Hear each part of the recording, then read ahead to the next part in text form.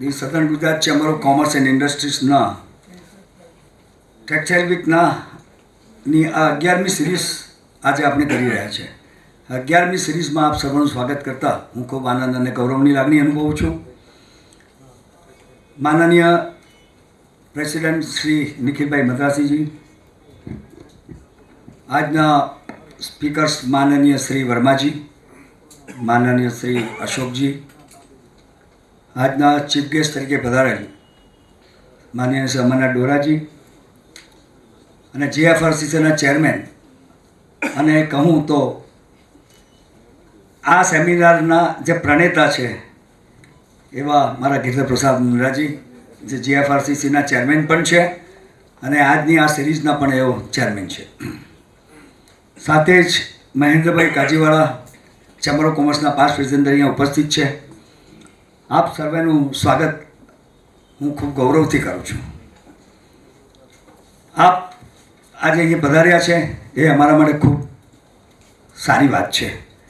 Surat textile ઇન્ડસ્ટ્રીનો growth દિવસે દિવસે વધતો જાય છે.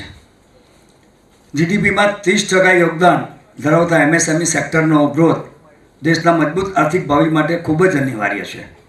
દેશના જીડીપીમાં 30% નિકાસમાં, 46% બિઝનેસ સેક્ટરમાં અને 61% વર્કફોર્સ માટે રોજગારીનું સર્જન કરનારા એમએસએમઈ સેક્ટરનો ગ્રોથ તેમજ પ્રોત્સાહન એ દેશના મજબૂત ભવિષ્ય માટે ખૂબ જ જરૂરી છે.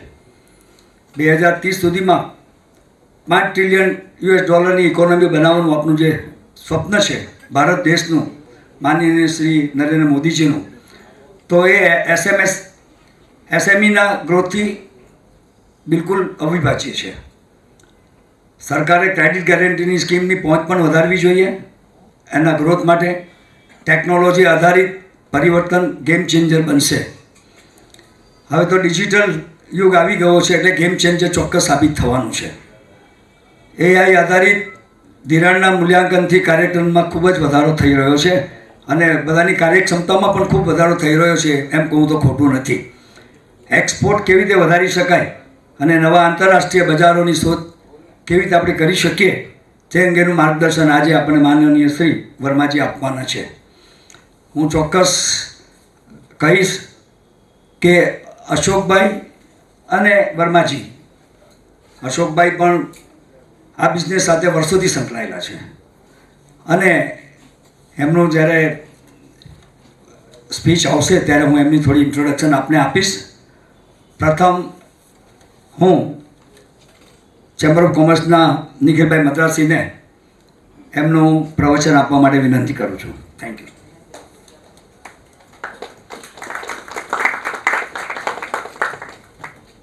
Good evening everyone. આપ સૌનું હાર્દિક સ્વાગત છે. 13,500થી વધુ સભ્યો ધરાવતી, 150થી વધુ એસોસિએશનોનું પીઠબળ ધરાવતી, ભરૂચથી ઉમરગામ સુધીનું કાર્યક્ષેત્ર ધરાવતી એવી આ સમૃદ્ધ ચેમ્બર ઓફ કોમર્સમાં સ્વાગત કરતા મને અત્યંત આનંદ અને ગર્વની લાગણી થાય છે.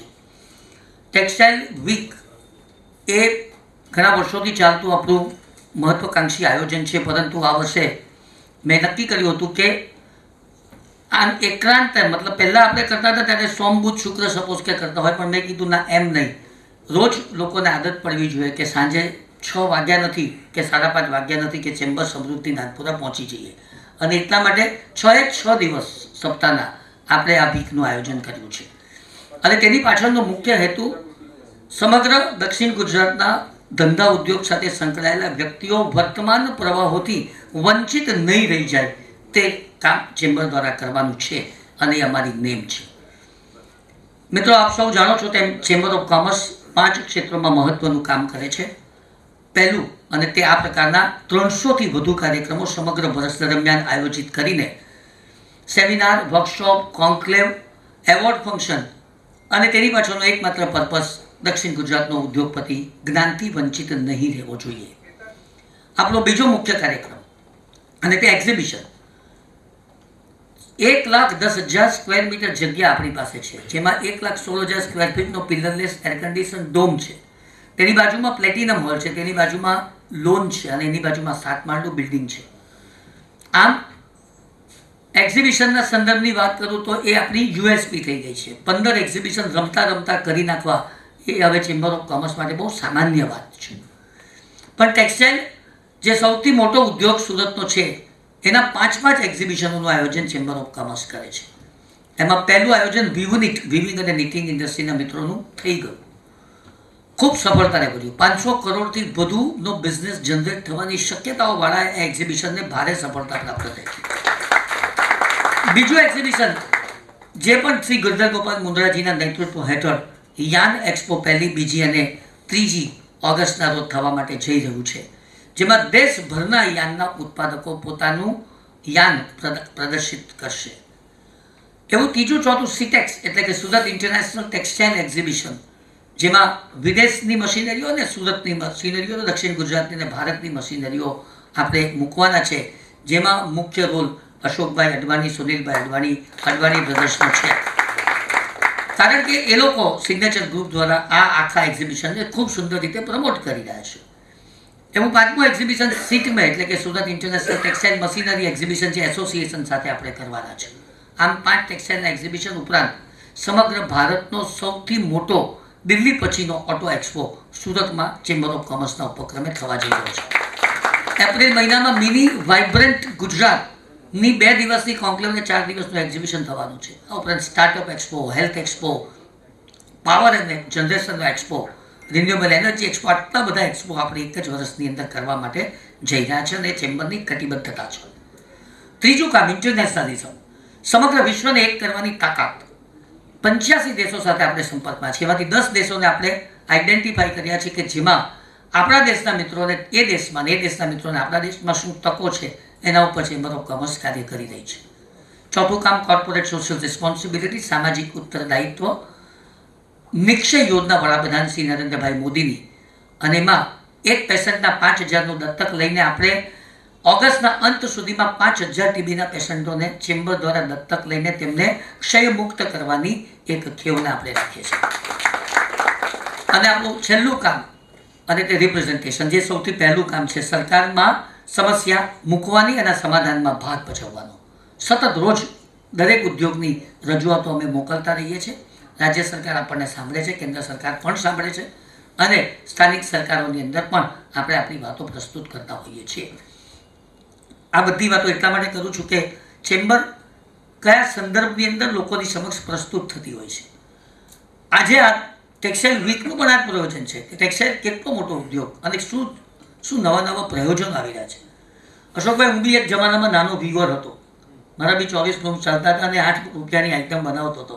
અને એ પાંડેસરા જીઆઈડીસીની અંદર ચા પીવી હોય તો 2 કિલોમીટર દૂર સુધી જવું પડે એવી પરિસ્થિતિમાંથી આજે શું પરિસ્થિતિ છે આખા ઉદ્યોગની. એ સટલ લૂમ ગયા, સટલ લેસ લૂમ્સ આવી ગયા, રેપિયર આવી ગયું, જેકેટ આવી ગયું, વોટર જેટ આવી ગયું, એરજેટ આવી ગયું. અને કેવી કેપેસિટી સુરતમાં છે, કોઈ 500 મશીન અચાનક આમ આપણને ખબર પડે કે એને નાખી દીધા.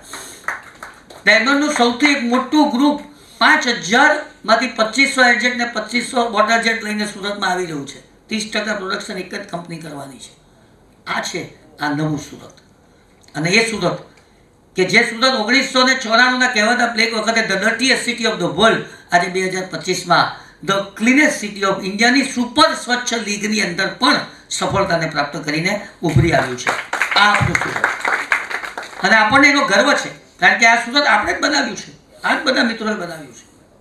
તો આટલી શબ્દોની સાથે હું મંચસ્થ તમામ મહાનુભાવોનું સ્વાગત કરું છું.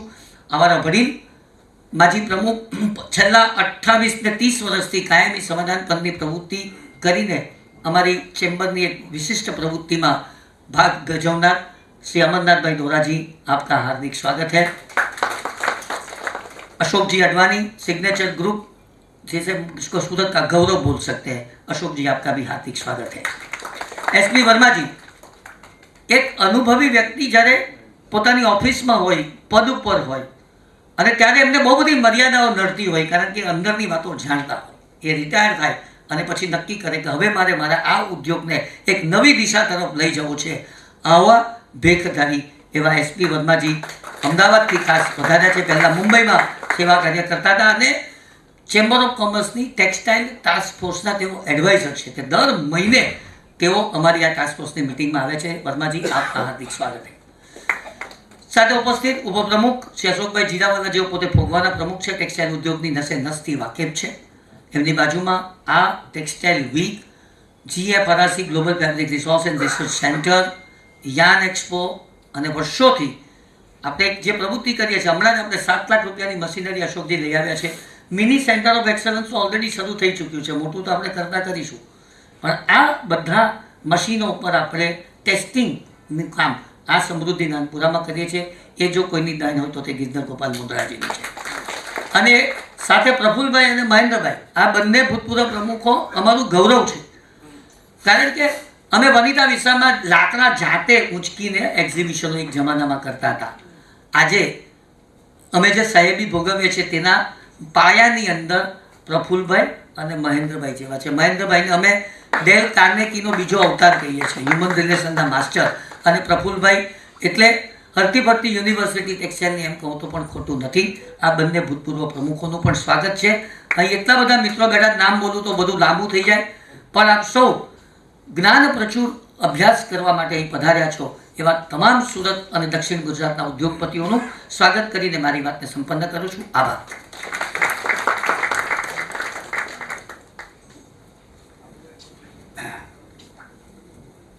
Thank you નિખિલભાઈ.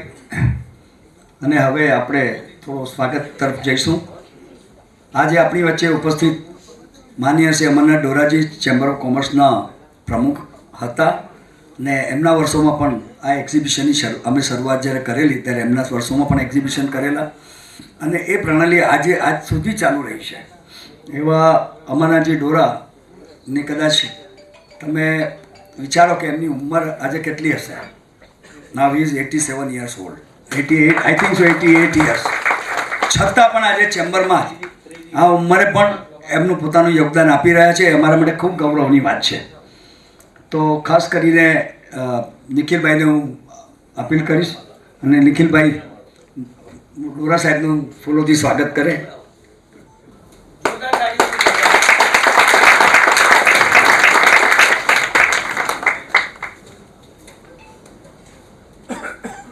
આ સાથે જ આપણી વચ્ચે ઉપસ્થિત માનનીય શ્રી SP વર્મા સાહેબનું પણ સ્વાગત કરવા માટે, ફૂલોથી સ્વાગત કરવા માટે નિખિલભાઈને વિનંતી કરું છું.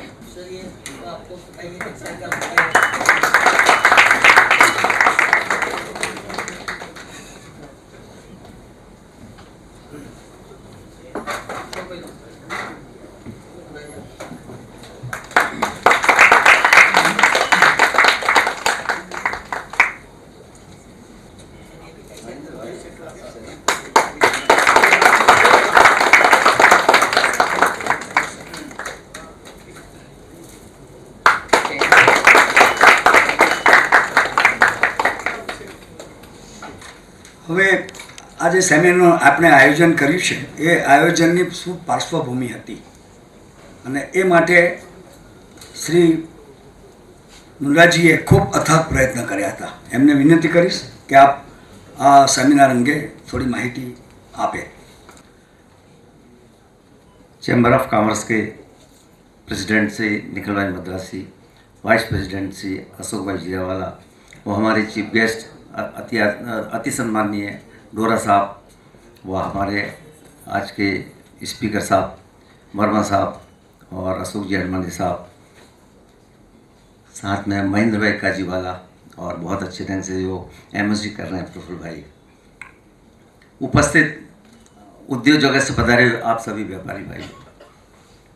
धीरू भाई अम्बानी कहा करते थे, यदि हमने अपने सपनों को पूरा नहीं किया तो लोग हमारा उपयोग करके अपने सपनों को पूरा करेंगे। इन्हीं बातों को लेकर 11 वर्ष पूर्व हमने टेक्सटाइल वीक का आयोजन करने का निश्चित किया था, और मैं अगर ऐसा कहूँ तो कहीं गलत नहीं है कि इसकी शुरुआत कराने वाली निखिल भाई मद्रासी, जिन्होंने टेक्सटाइल वीक को करने के लिए उन्होंने उस समय गाइडेंस दिया था। निखिल भाई बाद में आना है आपको। बंधुओं, आज के इस सुंदर आयोजन पर पधारे हुए आप सब लोगों का खूब खूब हार्दिक अभिनंदन और स्वागत है।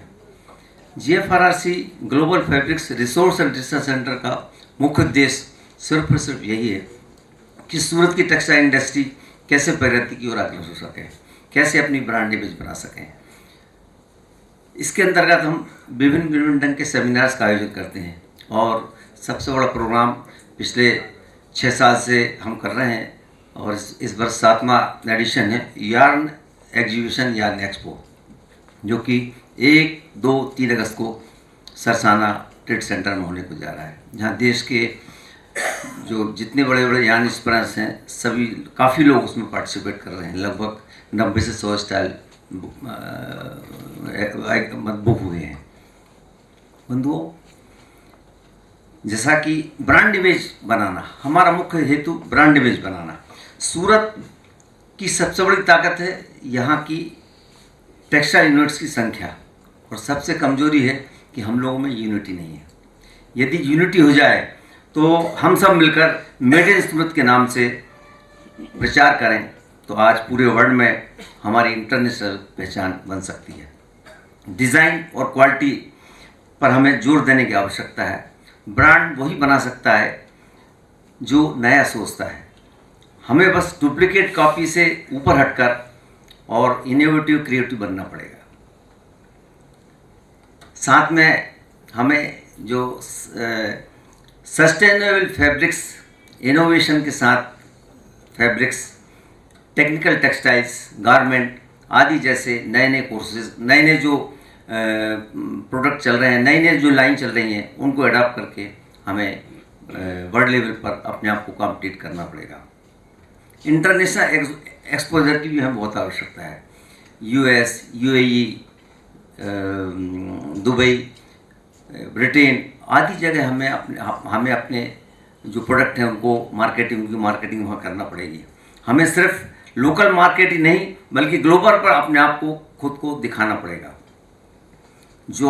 यदि आप अपनी ब्रांड इमेज बना रहे हैं तो इंस्टाग्राम, वेबसाइट, ई कैटलॉग और अलीबाबा जैसी B2B साइट्स पर अपनी ब्रांडिंग को हमें करना पड़ेगा। तो मार्केट में यदि एक्सेस करना है तो इन चीज़ों का हमें उपयोग करना ही पड़ेगा। बंधुओं, प्रोफेशनल मैनेजमेंट की बहुत आवश्यकता है। ये सब चीज़ों का हम GFRC के माध्यम से यहाँ सेमिनार्स करते हैं। ये सब चीज़ें हम GFRC के माध्यम से, कोर्सेज के माध्यम से और GFRC में अच्छे स्पीकर्स के माध्यम से इस बात की जानकारी हम लोग कराते रहते हैं। आजकल क्या होता है, कई मिनट्स में कुछ मालिक खुद ही काम करना चाहते हैं, वो उतने स्किल्ड तो होते नहीं है, इसलिए फैसले धीरे होते हैं और उनमें कुशलता की कमी भी होती है। इसलिए हमें प्रोफेशनल मैनेजर्स, टेक्निकल एक्सपर्ट्स और कुछ सिस्टम अपना के सिस्टम के साथ काम करने की आवश्यकता है। जैसे मान लीजिए ERP, एंटरप्राइज रिसोर्स प्लानिंग, इसकी आज बहुत आवश्यकता है। इसमें हम एक सॉफ्टवेयर में जिसमें रॉ मटेरियल्स खरीदना, selling, purchasing, inventory, accounting, HR, machinery, सब चीज़ों का हम एक ही सॉफ्टवेयर में इनकॉर्पोरेट करके हम लोग उसको मैनेज कर सकते हैं। इसकी बहुत आवश्यकता है। साथ ही साथ हमारी जो मिल चलती हैं वो मशीनों से नहीं चल सकती। स्किल्ड वर्कर्स की हमें बहुत आवश्यकता है और साथ में उन्हें समय समय पर हमें स्किल करने की बहुत आवश्यकता है और उनका सुरक्षा की भी हमें बहुत ध्यान रखने की आवश्यकता है। अगर सूरत की मिलें, अंतिम पोर्शन है ये, अगर सूरत की मिलें सिर्फ प्रोडक्शन हाउस नहीं बल्कि इनोवेशन सेंटर बन जाए तो हम लोग निश्चित तौर पर ग्लोबल जो ब्रांड इमेज की ज़रूरत है वो बना सकते हैं। अगर हर व्यापारी सिर्फ माल नहीं, एक ब्रांड सोचकर अपने प्रोडक्ट को इंट्रोड्यूस करे तो सूरत सिर्फ एक शहर नहीं बल्कि फैशन वर्ल्ड की राजधानी बन सकता है, बल्कि फैशन वर्ल्ड की राजधानी बन सकता है। इन्हीं शब्दों के साथ कि होंगे वही सूरमा इस जग में, कि होंगे वही सूरमा इस जग में जो अपनी राह स्वयं बनाता है। कोई चलता है पदचिन्हों पर, कोई पदचिन्ह बनाता है, कोई पदचिन्ह। Thank you મુંદ્રાજી. હવે આપણે જેની રાહ જોઈએ છે એવા SP વર્માજી સાહેબ આપણી વચ્ચે ઉપસ્થિત છે. તેઓ રિટાયર્ડ એડિશનલ ટેક્સટાઇલ કમિશનર તરીકે ભારત સરકારમાં ઘણા વર્ષો સુધી એમણે પોતાની સેવા આપી છે. અત્યારે તેઓ HGCCIના ટેક્સટાઇલના ટાસ્ક ફોર્સના એડવાઇઝર તરીકે પણ કાર્યરત છે. HGCCI દ્વારા બનાવવામાં આવનાર કોમન ફેસિલિટી સેન્ટરમાં તેઓની સક્રિય ભૂમિકા છે અને વર્માજીનો પરિચય આપ્યો એટલે સૂર્યને આરસી બતાવવા જેવી વાત છે. વર્ષોથી આજે લગભગ એમને પણ હું 30 થી 35 વર્ષથી એમને હું જાણું છું કે આ સેક્ટરમાં એમણે ખૂબ મોટું યોગદાન આપ્યું છે. ટેક્સટાઇલ સેક્ટરમાં પોલિસી બનાવવાની હોય, મોડર્નાઇઝેશન કરવાનું હોય, ઇનોવેશન લાવવાનું હોય, એ બધામાં જ એમણે ખૂબ મહેનત કરી છે. ને આજે પણ એ જ પરિસ્થિતિમાં તેઓ આપણને મદદરૂપ થવા અને સહાયરૂપ થવા માટે આજે પધાર્યા છે. Thank you very much.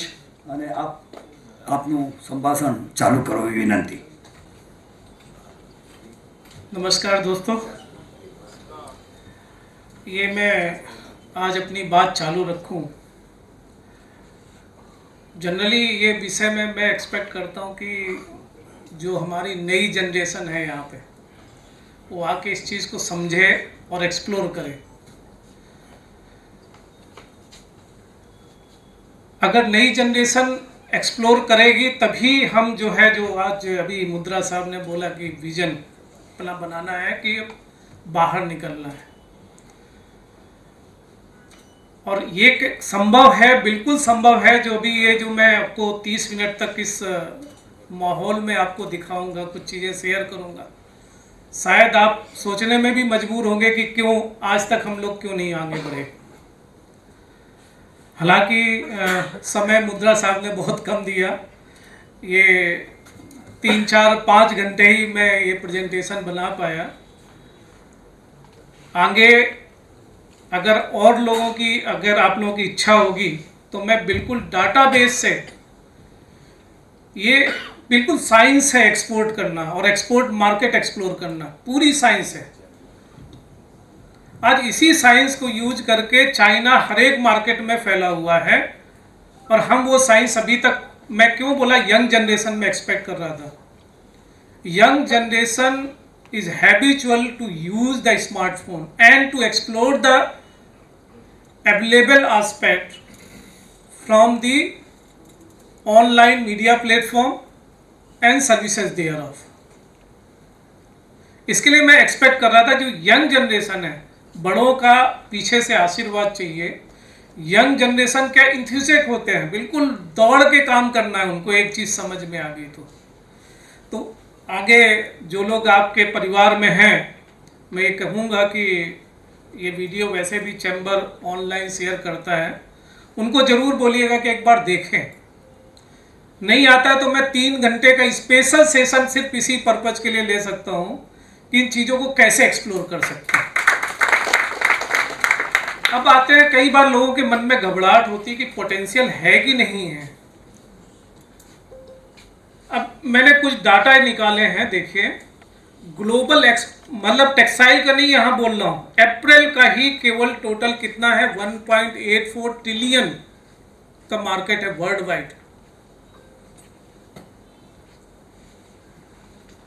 खाली टेक्सटाइल में अगर हम देखें अप्रैल का ही मार्केट है. इसके अलावा अगर हम डबल करें इसको तो करीब करीब 3 ट्रिलियन का टोटल मार्केट है टेक्सटाइल्स का वर्ल्ड में, ट्रेड के अगर मामले में देखें. और जो कि अगर हम इसमें देखें कि यूएस में कितना है, तो यूएस में करीब जो है आपका 0.3 बिलियन का जो है आपका 365 बिलियन का मार्केट है सिर्फ यूएस. और हमारा एक्सपोर्ट बास्केट क्या है वो अभी ध्यान रखिएगा, ये फिगर थोड़ा सा दिमाग में. सिर्फ यूएस में मार्केट है 365 का, ओवरऑल जो है 1.84 ट्रिलियन वर्ल्ड का. और हमारा कितना है वो हम आगे आपको शेयर करेंगे, तब आपको आएगा कि कितना है. अब हम आगे बढ़े, इसमें ब्रीफ फैशन का भी मैंने ये डाटा निकाला. तो जो लोग बात बोल रहे थे कि सस्टेनेबिलिटी ट्रेंड आ रहा है, उसकी वजह से ईयू में डिमांड बहुत घटेगी. कई बार हम लोग भी पिछले सेमिनार में जब ये ईयू रेगुलेशन के ऊपर बात कर रहे थे, तब ये अंदाज़ा लगा रहे थे कि शायद इससे जो है हमारा जो वहाँ पे जो यूरोपियन मार्केट की जो मार्केट है वहाँ पे शायद डिमांड घटेगी. लेकिन जो कल मैं बैठ करके जब डाटा निकाला तो उल्टा जो है ईयू में और डिमांड बढ़ रही है. सस्टेनेबिलिटी एस्पेक्ट के बजवर्ड और वहाँ इतने बड़े बड़े रेगुलेशन आने के बाद भी वहाँ के कंज्यूमर्स की डिमांड और ज़्यादा बढ़ रही है. मीनिंग दैट फिलहाल नहीं लगता है कि आने वाले 4-5 साल में डिमांड घटेगी। दूसरा, जो जब डाटा एनालिसिस, मैंने बहुत यहाँ सिंपल टूल रखे हैं जो अगर आप आगे के प्रोग्राम में बैठें उन चीज़ों को लेके तो वो दिमाग में पहले अगर एक्सप्लोर करेंगे। जब हम मार्केट एनालिसिस करते हैं कहाँ कितनी है, तो हमेशा देखा जाता है कि किसके हाथ में पैसे हैं, कौन परचेजर से हमारा ज़्यादा वही परचेज करेगा ना जिसके पास पैसे होंगे। तो टोटल आज की तारीख में डाटा हर एक कंट्रीज की पॉपुलेशंस के डाटा है कि किसकी कितनी परचेजिंग पावर है और किस ग्रुप के पास है। तो टेंटिवली जो मैंने यूएस का ही निकाला कि 72% जो टोटल वेल्थ है यूएस की, वो किनके लोगों के पास है, जो 50+ लोग हैं। सो इसी तरह कंट्री वाइज मैंने केवल एक, आज मैं बोला ना समय कम था तो मैं पूरे डाटा एनालिसिस करके नहीं लेके आ पाया, लेकिन फिर भी जो की एस्पेक्ट होते हैं जब भी देखने के। और थर्ड चीज जो है कि आज की तारीख में अगर डाटा हमारे पास में है तो आज एआई टूल बहुत अच्छा आ गया। मुंद्रा साहब अभी बोल रहे थे कि ईआरपी लगाइए, ये लगाइए। ERP is a IT tool, और उस आईटी टूल को एआई टूल से अगर हम मर्ज करके एनालिसिस करते हैं तो 4 चांद लग जाने वाली बात होती है। और ये कोई एआई आज की तारीख में ऐसा नहीं रह गया कि बहुत बड़ा हमें कोई कोर्स करना पड़ेगा, कहीं कुछ करना पड़ेगा। आज तो मेटा लैब आ गए बच्चे, इसीलिए बोला ये बच्चों को काम दे दो, बजाय वो रील बनाने के चक्कर में उनसे बाहर निकाल के उनको बोलो ये डाटा एनालिसिस करके हमको दे दो, या ये चीज एक्सप्लोर करके हमें दे दो पूरा। हमारी सबसे बड़ी कमजोरी जो हमने आज भी मैं बार बार शेयर करता हूँ, हमारे डाटा सारा विश्व यूज कर रहा है, हम अपने डाटा खुद यूज नहीं कर रहे हैं। जो सबसे बड़ी आज मार्केट की पहुंच पकड़ बनाने के लिए जरूरी है डाटा बेस होना हमारे पास में। हमने डाटा दुनिया को दे रहे हैं लेकिन हमारे पास डाटा नहीं है। कितने लोग रियलाइज करते हैं कि आज, चलो बाहर की बात छोड़ दो, हमारे इंडिया में अभी इतने आउटलेट हो गए, रिटेल हो गए, किसके पास डाटा है कि पर डे किस टाइप के फैशन क्लॉथ शेल्फ में कितने स्पीड से निकल रहे हैं, किसी एसोसिएशन ऑर्गेनाइजेशन के पास है। दुनिया ले रही है उनसे, हम नहीं ले रहे। चाइना डेली, उसके पास रियल टाइम डाटा है, उसके पास रियल टाइम डाटा है कौन सा कपड़ा, किस टाइप का फैशन, किस टाइप के ट्रेंड से कितनी जल्दी सेल्फ से निकल रहा है, और उसके हिसाब से उसकी प्रोडक्शन प्लानिंग होती है। विन ओवर करना है मार्केट को तो आपको ये डाटा होना बहुत जरूरी है, आपके पास एआई टूल होना बहुत जरूरी है। दूसरा जो एक मैं क्यों बोल रहा था, डिमांड जो बोल रहे थे, जो लास्ट हम लोग सोच रहे थे कि 2 साल पहले की जो 2030 में यूएन ने एक पास किया था कि 2030 तक हम 30% सर्कुलरिटी का मॉडल अडॉप्ट कर लेंगे, और कई ब्रांड ने बोला था कि हम तो 100% सर्कुलरिटी में आकर के बात करेंगे। तो अभी जो बात कर रहे थे कि इवन दो कई ब्रांड्स हैं, उन्होंने अभी तक 25 में जो आ गए हैं, उन्होंने अभी तक सस्टेनेबिलिटी मॉडल्स के ऊपर पूरी तरह से बात ही, हालांकि उन्होंने टारगेट बनाए थे बट वो टारगेट से भी बहुत पीछे चल रहे हैं। तो डिमांड सस्टेनेबिलिटी को लेकर के अगर कम होने का एक दिमाग में था तो वो होने वाली नहीं है। दूसरे ब्रांड, नए नए ब्रांड की जब बात हो रही थी, अभी मुंद्रा सर ने बोला कि ब्रांड हमें बनाना है, तो ब्रांड बनने के लिए एक अलग स्टोरी है, लेकिन ब्रांड में भी आप देखिए कि नए नए ब्रांड, ऐसा नहीं कि कोई पुराना ही ब्रांड रहेगा तभी हमारी मार्केट रहेगी। नए ब्रांड भी अंदर आ रहे हैं, चाहे वो इंटरनेशनली में देखें, डेकर, न्यू बैलेंस, यूवी, जो इन्होंने क्या नाइका आइका जितना प्यूमा थे, इनके ब्रांड को भी आगे पीछे छोड़ दिया है। तो मन में ये ना सोचे कि ब्रांड होगा तो ही बिकेगा। आपकी चीज क्वालिटी, कंसिस्टेंट सप्लाई अगर है, रेगुलर क्वालिटी है, कोई आपको हाथ नहीं लगा पाएगा। करना क्या है वो हम आगे बताएंगे आपके लिए। एक और जस्ट डाटा, वैसे मैं डाटा जनरली शेयर नहीं करता, लेकिन चूंकि एक्सपोर्ट का मामला था, यहाँ ये प्रोजेक्शन देखिएगा, मैंने बोला ये सिर्फ अप्रैल मार्केट साइज का बोला है। आज हमने बताया था कि आपको मार्केट साइज कितनी है, 1.79, 1.84 की, और वो 2 मिलियन की अगले 2-3 साल में हो जाएगा। तो मार्केट ऑलरेडी है, वो सबसे कम ग्रोथ रेट के हिसाब से भी अगर इसको निकाला है, एक जो यूनिफॉर्म मार्केट जो रिसर्च एनालिसिस विंग है, सो उनके हिसाब से भी 2 मिलियन की मार्केट साइज अपने लिए खड़ी हुई है। थोड़ा सा इसमें भी बोला कि किड्स चिल्ड्रन में क्या है, तो सबसे ज़्यादा वुमेन अप्रैल है। और हम क्या बनाते हैं, सूरत क्या बनाता है, तो फिर जीत कौन सकता है दौड़ में, सूरत। तो मार्केट आपके लिए बाहें फैला के खड़ी हुई है कि आओ हमारे साथ में, आप हमारे लिए काम करिए, और हम अभी भी सोने का नाटक कर रहे हैं। चिंता का विषय यही है।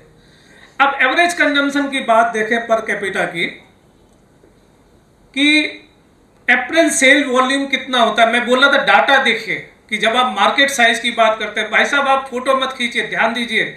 चैम्बर में मैं ये प्रेजेंटेशन छोड़ के जाऊंगा, आप लोग जितना कॉपी करना है ले लीजिएगा उससे।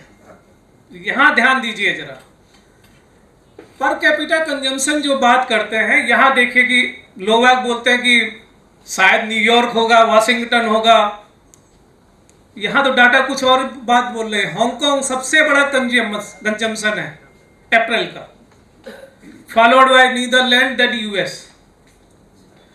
तो नए मार्केट हमें कैसे एक्सप्लोर करना है, ये जब डाटा और एआई टूल से जब हम डेली एनालिसिस या वीकली या फोर्टनाइटली या क्वार्टरली एनालिसिस करेंगे तो ये डाटा आता है। और वो जब बोलते हैं ना, जब हमें बिजनेस में कूदना है, आजकल बहुत सी साइट पड़ी हुई है जो आपको बहुत ही छोटे पैसे में सारी सर्विस दे सकते हैं, अगर हम रियल में बिजनेस करना है। तो इंडिया क्या है, 22 गारमेंट एवरेज, और हमारी 95% जनता सूरत की वो 22 पे कंसंट्रेट कर रही है, बजाय ऊपर की लेडर टेबल में सबसे ऊपर जाने के। पैसा वही मिलेगा, यहाँ एवरेज पैसा मिलेगा। जो जितना रिस्क लेगा उसको उतना अच्छा रिटर्न मिलेगा, ये मेरी गारंटी है। न्यूटन का 3rd लॉ है, जितना आप मेहनत करोगे उतना आपके घर में आएगा। कंफर्ट जोन से निकलना पड़ेगा, एक आपको ये ध्यान देना पड़ेगा। आपके कंफर्ट जोन से बाहर निकलो, अपॉर्चुनिटी बहुत है। मैं बोला था ध्यान देना, वहां कितना था आपका 2 ट्रिलियन का अप्रैल मार्केट साइज, और यहां हमारा कितना है अभी एक्सपोर्ट,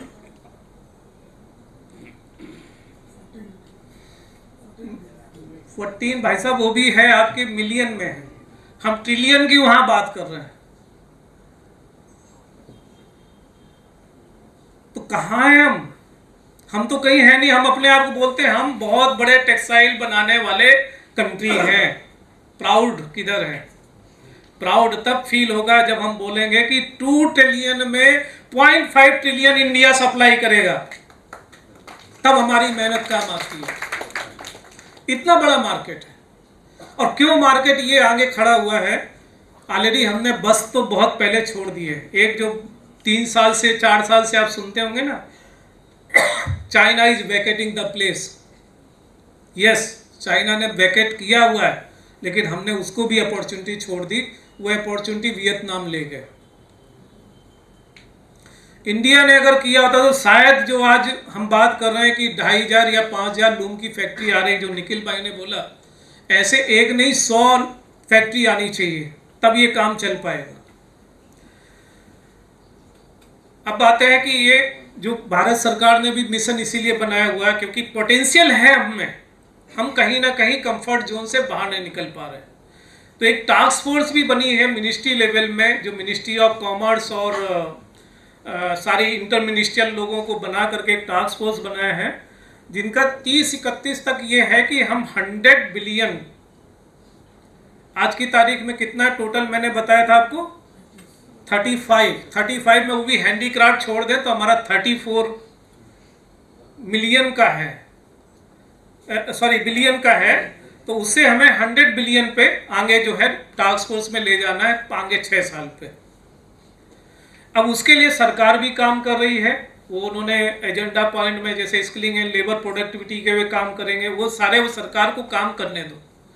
सरकार में हम भी 36 साल काम किए हैं और मालूम है सरकार में चीज़ें कैसे होती हैं। इंटरप्रेनर्स खुद दम लगा के खड़ा होगा तभी चीज़ें चल पाएंगे। सरकार तो सपोर्ट करती है खाली। अपने लिए मार्केट है, अपने घर में पैसा आएगा भाई। नाम आप कमाएंगे वो। और इसके लिए ये जो मैं बोल रहा था मल्टीपल अप्रोच भी सरकार ने जो तैयार किया है, FTA ऑलरेडी आप देख रहे होंगे कि हर 2-3 महीने में आपको मालूम पड़ता है एक नया FTA साइन हो रहा है। FTA का अपने पास एग्जाम्पल इसके लिए अच्छा है क्योंकि FTA अगर हमारा साइन हो गया किसी कंट्री से तो हमारी जो 10-11% का जो मार्जिन है, जो इंटरनेशनल मार्केट में 6-7% के डिफरेंस में बहुत बड़ा चेंज ओवर हो जाता है। तो वो अगर हमारा 10% भी हमें लीवरेज मिलता है ड्यूटीज और उससे रिलेटेड लेकर के, तो हमारी कॉस्ट कम्पिटिटिवनेस बढ़ जाएगी। सो गवर्नमेंट का और देखो दूसरा उनका प्लान है MMF। हम कहाँ पे हैं? MMF में। तो आज इसीलिए बोल रहे हैं कि जो चीज़ है पॉजिटिवनेस हमारे लिए ऑलरेडी आके खड़ी हुई है, तैयारी हमें करनी है। अब एक स्टेज ये मैंने जस्ट निकाले कि कैसे चाइना ने चीज़ें बढ़ाई। चाइना ने 1980 से अपना अप्रैल एक्सपोर्ट का बिजनेस के लिए मन बनाया। किसी को मालूम है इंडिया ने कब मन बनाया था? 1985 में first textile policy was announce.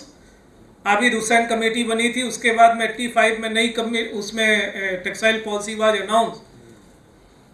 हालांकि उस पॉलिसी में अप्रैल रिलेटेड कोई चीज़ ही नहीं थी। अप्रैल रिलेटेड चीज़ आई 1999 में, जब ये सत्यम कमेटी की रिपोर्ट आई जिसमें पूरा एक विजन दिया गया था। और अनफॉर्चुनेट पार्ट हमारे लिए है कि 99 में जो विजन उस कमेटी ने दिया था, आज अगर कोई उस रिपोर्ट को पढ़े तो वो विजन, वो स्ट्रेटजी अगर आज अडॉप्ट करते हम तो शायद हम चाइना के साथ खड़े होते वर्ल्ड में। हमने उसको 25% भी वो स्ट्रेटजी अडॉप्ट नहीं कर पाए आज तक। इतनी कंप्रहेंसिव रिपोर्ट, वो पढ़ने में मजा आता है कि कितना अच्छा विजन उस कमेटी ने दिया था लोगों को। सो यहाँ देखिए 1980 में चाइना ने किया 8% की। ऐसा नहीं कि एकदम से चाइना आया, उन्होंने 1 से 8 आने में 10 साल लगाए। कितना? 10 साल। और 8 से 30 आने में अनदर 10 साल में देखिए जंप देखिए उनका 30, और नेक्स्ट 30 में उनका जंप देखिए 30 से सीधा 133। ये विजन होना चाहिए हमारा।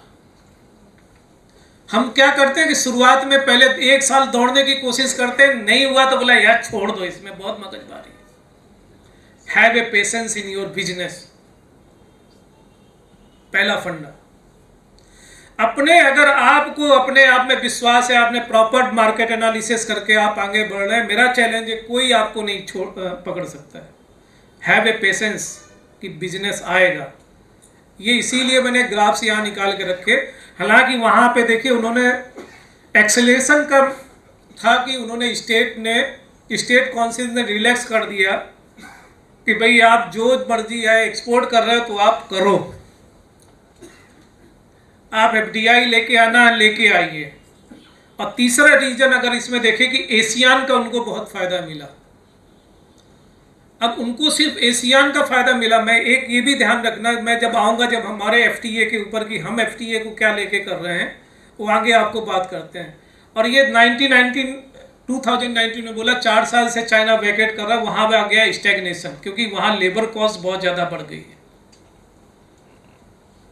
तो वहाँ अब स्टैग्नेशन आ गया, वहाँ रादर धीरे धीरे देखिए आप वैकेट होता जाएगा। बट अपॉर्चुनिटी हमारी अभी भी खड़ी हुई है, चाइना जो वैकेट कर रहा है। बांग्लादेश की लोग हम स्टोरी बोलते हैं, बांग्लादेश का भी इसी तरह का ग्राफ देखिए। 0.1 US बिलियन से उन्होंने मार्केट चालू किया 1980 में।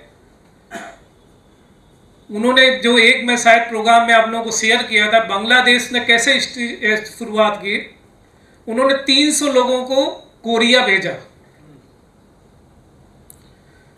As a master trainer. 300 लोगों को 9-10 महीने वहां रख करके सरकारी खर्चे पे उनको ट्रेन करवाया। अप्रैल इंटरनेशनल लेवल के कैसे स्टिच होते हैं, कैसे बनाए जाते हैं, क्या क्या चीज़ें ध्यान होती। और वो 300 लोगों ने आकर के पूरे देश को सिखाया बांग्लादेश में कि क्या क्या चीज़ें ध्यान देनी होती, इंटरनेशनल रिक्वायरमेंट क्या है। और सच्चाई ये है कि आज की इंडिजियस मार्केट के लिए भी अप्रैल बनाने में बहुत कम लोग काबिल हैं। काबिल बोल रहा हूँ, जो प्रोफिशिएंसी चाहिए, क्योंकि जितना ज्ञान, हालांकि मैं अप्रैल में ज़्यादा नहीं गया, ये बटनिंग की भी एक इतनी साइंस है। हम लोग सोचते हैं बटन में क्या साइंस होगी, जब मैं उनके पूरा पढ़ने बैठा तो बटनिंग में भी एक पूरी साइंस है कि ये बटन फैब्रिक में किस तरह की कैसे लगेगी और किस टाइप की लगेगी, हर एक अप्रैल का है। हम सोचते हैं कि बटन क्या हुआ, आया लगाया कपड़े में लगा के फेंक दिया, हो गया काम। सो हर एक चीज में इसीलिए बोलते हैं कि टेक्नोलॉजी, उसकी proper technology and suitable technology जब आप अडॉप्ट करोगे एज पर द क्या बेसिक डिमांड है।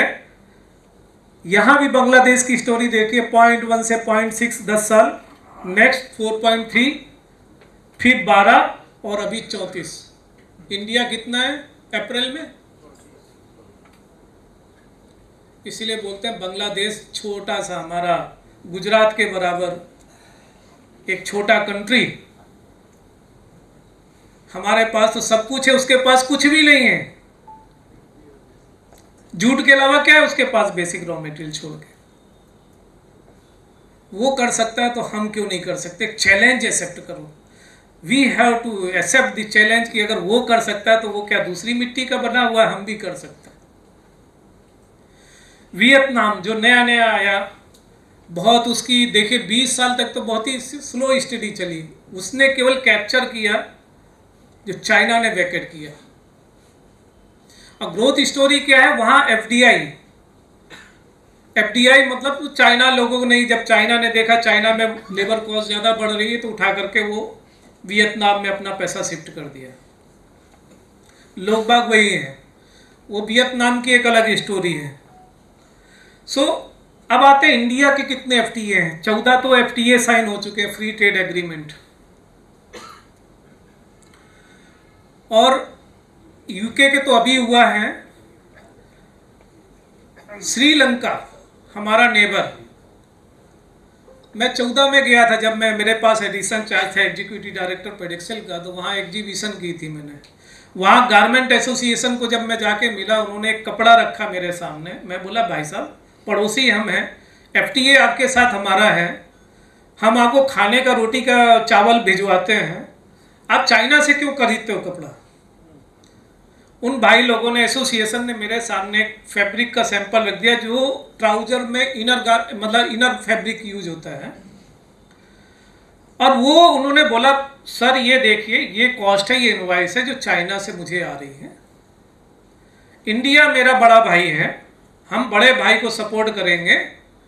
मुझे ये कॉस्ट जो पड़ रही है, ये कॉस्ट हम ज़्यादा भी दे देंगे, 4 सेंट ज़्यादा दे देंगे उसके ऊपर इंडिया को, मुझे क्वालिटी चाहिए। हमारे साथ में 40 तो एक्सपोर्टर गए थे जो वहाँ, जिन्होंने एग्जीबिशन लगाई थी।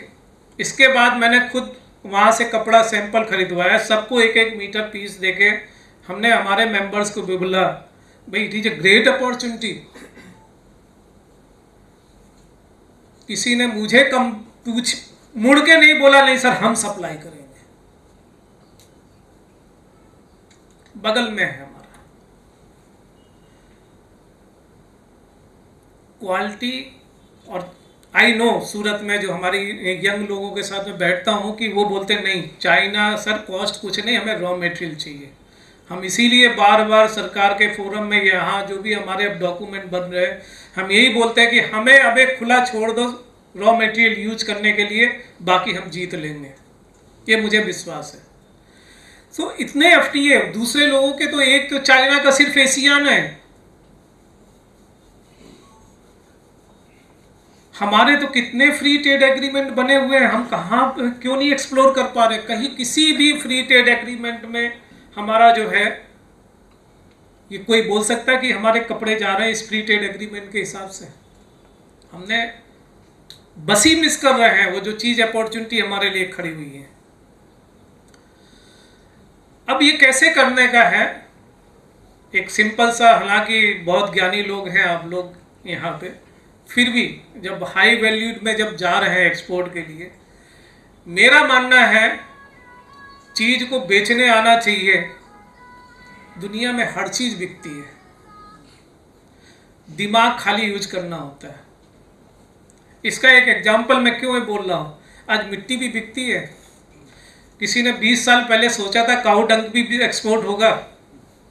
सोचा था? हो रहा है कि नहीं हो रहा है? तो उसको सामने कंज्यूमर जो बैठा हुआ उसको कैसे समझाओगे, उसके दिमाग के ऊपर कैसे जोर दोगे, ये हमारा काम है। अब दो तरह की स्ट्रेटजी होती है इंटर करने के लिए। एक तरफ बांग्लादेश और वियतनाम और दूसरे कंट्री बैठे हुए हैं। इवन तो पाकिस्तान भी रेस में भी बहुत तेजी से दौड़ रहा है, अगर हम डाटा देखें तो हमें दो चीज़ों की स्ट्रेटजी पे आना होता है कि हम वॉल्यूम बेस पे जाएं या निश प्रोडक्ट के ऊपर जाएं। निश प्रोडक्ट में फिर ये होता है कि जो कोई नहीं बना रहा हो वो हम करें, और वॉल्यूम तो है ही है। वॉल्यूम में अगेन मैं बोलता हूँ कि वॉल्यूम में फिर एक बड़ा साइज चाहिए। जैसे हम बात कर रहे थे कि 5000 लूम्स आ गए, साथ में उसका बड़ा प्रोसेस हाउस होना चाहिए, फिर एक बड़ी 5-10 हज़ार के हमारे गारमेंटर्स होने चाहिए। वो एक बड़ा वॉल्यूम में होता है कि भाई हमारी वॉल्यूम है, ब्रेक इवन बढ़ेगा तो कॉस्ट ऑफ प्रोडक्ट और कॉस्ट ऑफ पीस जो अप्रैल की है वो कम होगी। बट जब हम बात करते हैं कि निश प्रोडक्ट की कि बनाओ कम, वैल्यू ज़्यादा, 4 टाइम 4 टाइम 8 टाइम्स भी ले सकते हो। और इसका उदाहरण भी दूंगा क्यों, कैसे है। आप ही के गुजरात के 2 इंटरप्रेनर्स की मैं भी आपको एग्जांपल दूंगा। तो मैंने इसीलिए रखा है फोकस ऑन हाई वैल्यू निश प्रोडक्ट। ये हमारे दिमाग का इनोवेशन है। आप लोग घूमने जाते हैं, साल में कितने लोग बाहर घूमने जाते हैं? ईमानदारी से हाथ खड़ा करिए, फैमिली के साथ। ठीक है, फैमिली को घुमाइए, दिवाली मनाइए उनके साथ में, हॉलीडेज 2 घंटा वहाँ की मार्केट में घूम के आइए। अलग से बच्चों को कहीं आइसक्रीम खिलाने बैठा दीजिए, देख के आइए वहाँ कपड़ा किस तरह की क्वालिटी का चल रहा, लेके आओ खरीद करके। कितने का गारमेंट एक पीस पड़ेगा, बैक एनालिसिस करो, ये कॉस्ट वहाँ पड़ रही, ये कॉस्ट कैलकुलेट करो बैठ के। आजकल सब चीज़ कंप्यूटराइज है, खटखट डालोगे डाटा की इतनी मेरी कॉस्ट, फैब्रिक की आई, इसकी आई, इसकी आई, इसकी आई, ये एक्सपोर्ट का होगा, शिपिंग कॉस्ट ये होगी, इंश्योरेंस ये होगा, अल्टीमेट सेल्फ कॉस्ट क्या होगी। कोई बड़ा साइंस नहीं। फिर सोचो अगर दूसरा सप्लाई कर रहा है तो क्या हम नहीं कर सकते हैं? कोई तो कर रहा है, उसकी भी तो कॉस्ट है सब चीज। तो वो बैठ के अगर अकेले नहीं सोचा जाए, जो शाम को हम लोग बैठते हैं ना खाना खाने के बाद में अपने मोहल्ले के बाहर बैठ के 10 लोग बैठ जाते हैं, गप्पे हाँकते हैं कि आज क्या हुआ, आज वो कौन से एक्टर ने कौन सी एक्ट्रेस ने क्या किया, वो छोड़ो बात करना, ये बात करो कि ये गारमेंट लेके आए, इसकी कॉस्टिंग कैसे बैठेगी। दिमाग लड़ाओ, आपस में डिस्कस करोगे तो जल्दी सॉल्यूशन मिलेगा, मेरी गारंटी है। मुझे जब मैं पढ़ता था केमिस्ट्री के फार्मूला याद नहीं होते थे, तो हम लोग क्या करते थे कि आपस में ही जो 5-6 दोस्त होते थे, हर एक का किसी का हाइड्रोजन नाम दे दिया, किसी को ऑक्सीजन नाम दे दिया, किसी को NH2 नाम दे दिया, और उनको बोलते थे कि भाई मिक्स होके आप खड़े हो जाइए।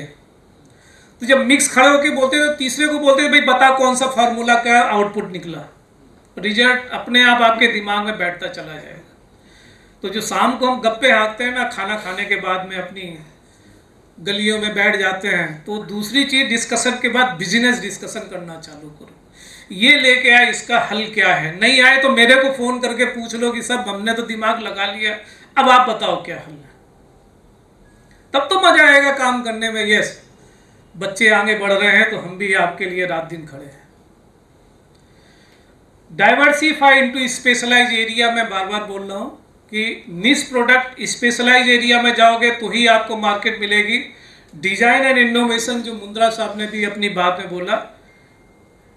दूसरा जो लीवरेज टेक्नोलॉजी अपग्रेडेशन की जो बात हो रही है, कि उसके लिए मैंने एक अलग से फिर स्लाइड दे दी है। मैन्युफैक्चरिंग प्रोसेस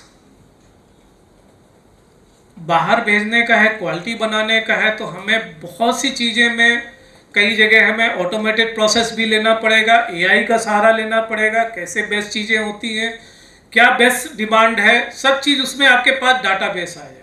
आपके पास ज्ञान होगा तो आपका दिमाग अपने आप चलने लगता है। यहाँ पहुँचना है, vision, create the vision for your business की 2 साल में हमें ये यहाँ पहुँचना, 3 साल में यहाँ पहुँचना, 5 साल में वहाँ नहीं पहुँच पा रहे तो क्या रीजन है, उसको भी एनालिसिस करो।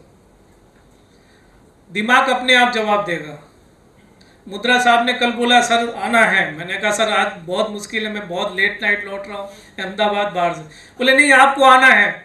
मेरे अंदर ये था कि मैं 4 घंटे में कैसे पीपीटी आप लोगों के सामने बना के लेके आऊँ। तो मैं तो सोच के कि मुद्रा साहब को जवाब देना है, भाई पीपीटी बनाना ही है। सो गया, सुबह दिमाग में आया, 4 घंटे नहीं 2 घंटे में पीपीटी तैयार हो। दिमाग को काम पे लगा के सो जाओ। ये मैं अपनी बता रहा हूँ कि जो मैं कर पाता हूँ, इसे ताली हर एक कोई कर सकता है, कोई मैं एक्स्ट्रा ह्यूमन नहीं हूँ। एफर्ट्स, ये हमारा जो कंप्लीट भगवान ने दिया है ना शरीर, बहुत अच्छा दिया हुआ है। इसको सोच पे लगा के सो जाओ। सुबह आपको जब आप टहलोगे अपने आप वो बोलेगा नहीं ये ऐसा, फिर उसको आप एनालिसिस करके डाल दो। डिजिटल प्लेटफॉर्म जो ऑलरेडी मुद्रा साहब ने बोला कि ई कॉमर्स प्लेटफॉर्म, ये सारा चीज़ वही है। यहाँ आपकी प्रेजेंस आनी है। मैं बड़े अच्छे इंटरप्रेनर्स की प्रोफाइल देखता हूँ। अब तो मैं फ्री हो गया सरकार से, उतना स्ट्रेस नहीं है। अनफॉर्चुनेट पार्ट ये है कि हमें किसी भी टेक्सटाइल बिजनेसमैन का अच्छा लिंक्डइन प्रोफाइल ही नहीं दिखा जो इंटरनेशनली एक्सेप्ट होता है। लोग उससे आपकी जानकारी चाहते हैं कि ग्रुप कैसा है, इसकी क्या एक्सपीरियंसेस है, क्या इसकी टेस्टिमोनी है। तो इसीलिए बोल रहे मीडिया टूल में अपने बच्चों को लगाओ कि उसको, अगर मुझे भी नहीं मालूम था, मेरी बेटी ने बोला अभी आप एज ए कंसल्टेंट मार्केट में उतर रहे हो, आपकी प्रोफाइल ही नहीं है कुछ भी इंटरनेशनल रूप में। उससे मैंने सीखा भाई। तो मैं भी अगर एक्सप्लोर कर रहा हूं तो आप लोग भी करिए अगर इंटरनेशनल मार्केट में जाना है। सर ने बोला कि डिजिटल कैटलॉग, वहीं आपकी लिंक्डइन प्लेटफॉर्म में ही आपकी डिजिटल कैटलॉग भी आ जाएंगे।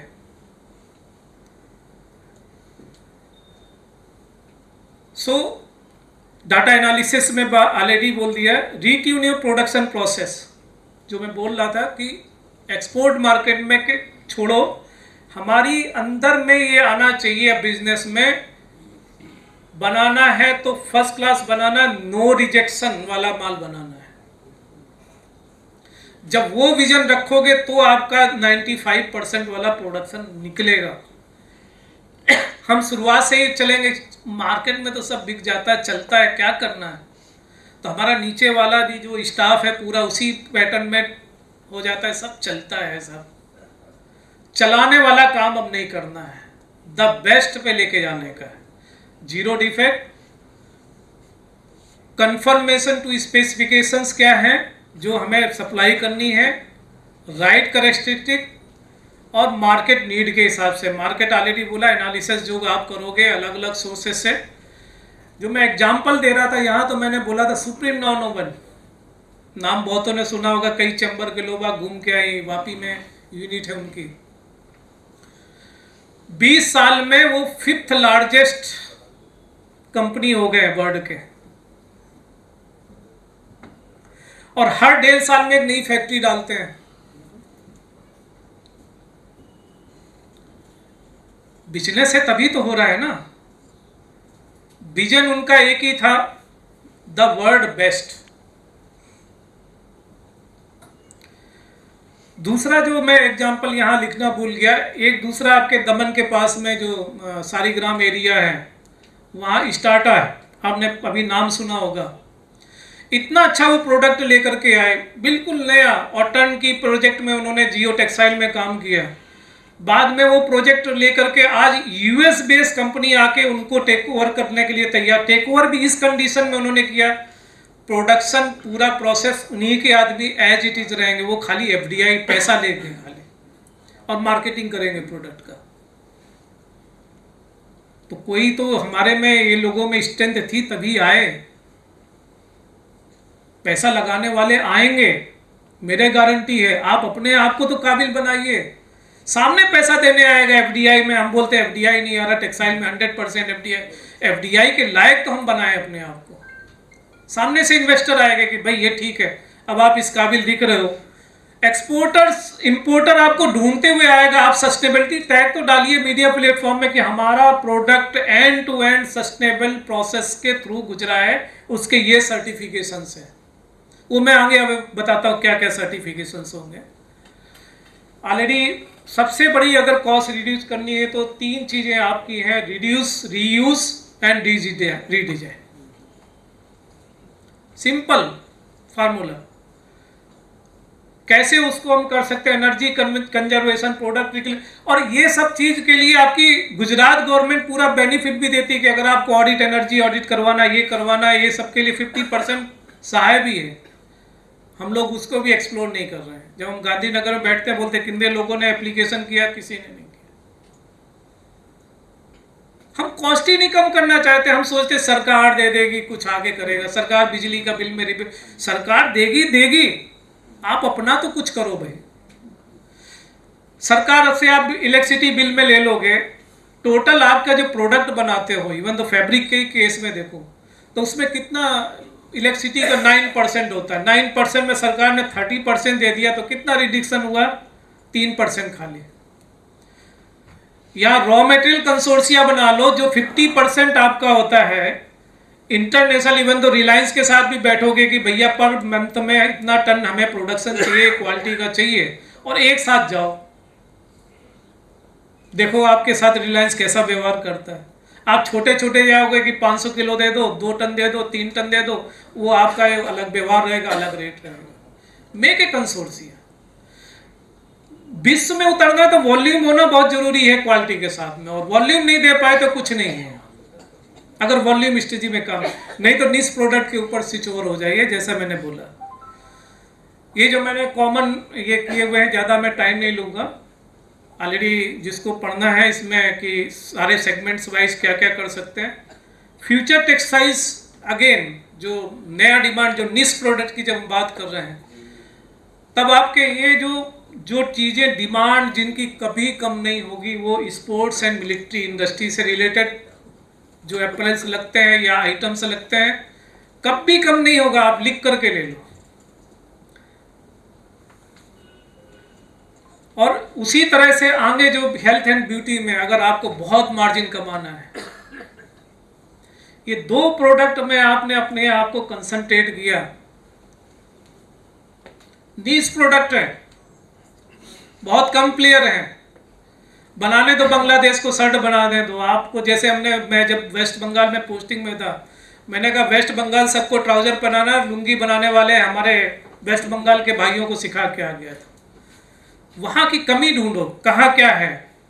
फ्यूचर जो मैंने इसमें एक ये दिया हुआ है कि किस तरह के कितना % मार्केट इसमें लगेगा। अगेन देखिएगा, sports, medical 32%, 9 medical and health care में टेक्सटाइल्स का, प्रोटेक्शन में 16%। बहुत बड़ी मार्केट पड़ी हुई है निश प्रोडक्ट में भी।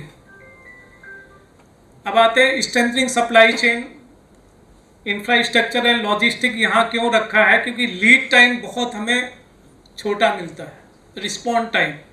अनफॉर्चुनेटली इंडिया के जो सी शोर्स हैं इतने वो नहीं है कि बड़े कंटेनर्स, बड़े शिप जो है हमारे शोर तक आ पाए JNPT को छोड़ के। तो हमारे क्या करना पड़ता है कि छोटे कंटेनर छोटे शिप में डाल के हाई सी में फिर से ऑफलोड करना पड़ता है। तो वो जो लीड टाइम हमारा बहुत जोग्राफिकली हम बहुत डिसएडवांटेज पोजीशन में है, बट उसको विन ओवर कैसे करने का वो हमें पूरा, अगर हम एक लाइनअप तैयार करेंगे तो वो रिस्पॉन्ड टाइम पे हमेशा ध्यान देने का। जो कमिटमेंट है, जो टाइम है, अगर उस टाइम में फॉरेन में सेल्फ में आपका कपड़ा नहीं पहुंचा तो समझिए आपका पूरा पैसा बेकार। ओके, ले लेते हैं। सो अभी आते हैं जो इम्पोर्टेंट चीज़ है, फोकस ऑन सस्टेनेबिलिटी एस्पेक्ट। मुद्रा साहब ने बोला EU रेगुलेशंस ऑलरेडी हैं, उनके हिसाब से आपको सर्टिफिकेट भी लेना पड़ेगा, उसके हिसाब से आपको टैग करके भी लगाना पड़ेगा।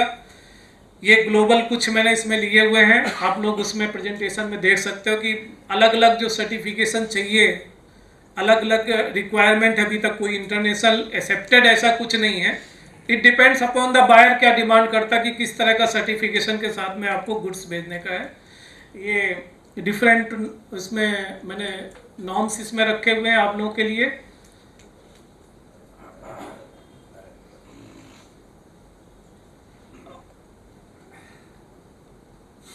अब खाली लास्ट में मैं ये देता हूँ कि जो यहाँ नए बिगिनर्स हैं, कई लोग सोचते हैं कि भाई आप बड़े बड़े लोगों की बात कर देते हैं, हम तो नए हैं कैसे चालू करें।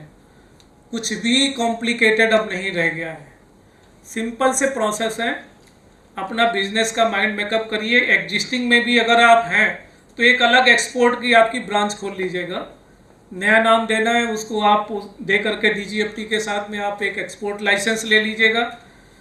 जो आपका प्रोडक्ट है, फैब्रिक है तो फैब्रिक का जैसे मेटेक्सिल है आपके MMF के लिए, उनके साथ में आप मेंबरशिप ले सकते हैं। और ऑर्डर्स फॉरेन के, जैसा मैंने मार्केट बोला, आप एक्सप्लोर करिए। और शिपिंग पार्टनर कि किस तरह से आपका माल पहुंचेगा, ये सिंपल से है। और डॉक्यूमेंट्स क्या क्या लगेंगे, सिंपल से, जो ऑलरेडी बहुत से लोग इंटरनली भी आप करते होंगे, यही शिपिंग डॉक्यूमेंट लगते हैं। सो इन शब्दों के साथ मैं आशा करता हूं कि अब आप लोग सोचेंगे और जब हम आगे बैठेंगे तो ये बोल पाएंगे सूरत ने आज अप्रैल में भी एक्सपोर्ट चालू कर दिया है। Thank you very much. Thank you Varma ji, आपने काफ़ी अच्छा विवरण किया और एक्सपोर्ट्स के बारे में और सब प्रोडक्ट्स के बारे में आपने अच्छी तरह से बात किया। अपने बीच, हमारे बीच अभी सिग्नेचर ग्रुप के CEO श्री अशोक भाई अडवाणी जी भी हाजिर है। मैं आपका स्वागत करता हूं। और સિગ્નેચર ગ્રુપ એરજેટ રેપિયર જેકાર્ડ મશીનના વ્યવસાય સાથે સંલગ્ન છે અને સુરત શહેરના ટેક્સટાઇલ ઉદ્યોગને મોડર્નાઇઝેશન કરવા માટે બહુ મુખ્ય અગત્યની ભૂમિકા ભજવી છે, આમ કહું તો ખોટું નથી। હું ને મહેન્દ્રભાઈ ઘણા વર્ષો પહેલાં જ્યારે એમને અમે એક્ઝિબિશન સ્ટાર્ટ કર્યું, એમને સુરતમાં ભાગ લેવાનું ચેમ્બરમાં, એમની ઓફિસ અમે સચિન ગયા હતા અને અમને એક જ મિનિટમાં એમને હા પાડી હતી કે હું આમાં ચોક્કસ ભાગ લઈશ। અને આજની તારીખ સુધી એવો હંમેશા એક્ઝિબિશનમાં હાજર હોય છે અને નવી નવી ટેકનોલોજી ઇન્ટ્રોડ્યુસ હંમેશા કરતા રહે છે। શ્રી અશોકભાઈને વિનંતી કરીશ કે આપ આપનું વક્તવ્ય અહીંયા આવીને આપવાની વિનંતી। चैम्बर के प्रेसिडेंट, मेरे दोस्त, मेरे गुड फ्रेंड निखिल भाई Madrasi, vice president respected Ashok भाई जीरावाला, GFRCC के प्रेसिडेंट, GFRRC के प्रेसिडेंट हमारे गिरधर भाई Mundra, members on the dais, of the dais, and all my dear friends, good evening.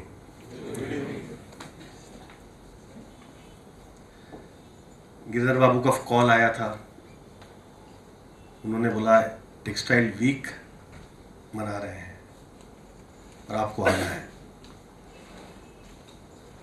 I was very impressed.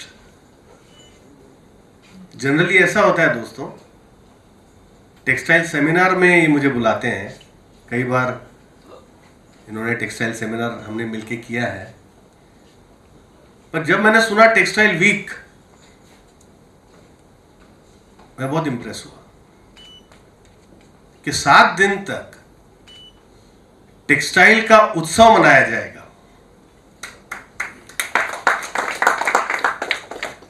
तो वाकई एक बार चेंबर के लिए और GFRRC के लिए जोरदार तालियां होनी चाहिए।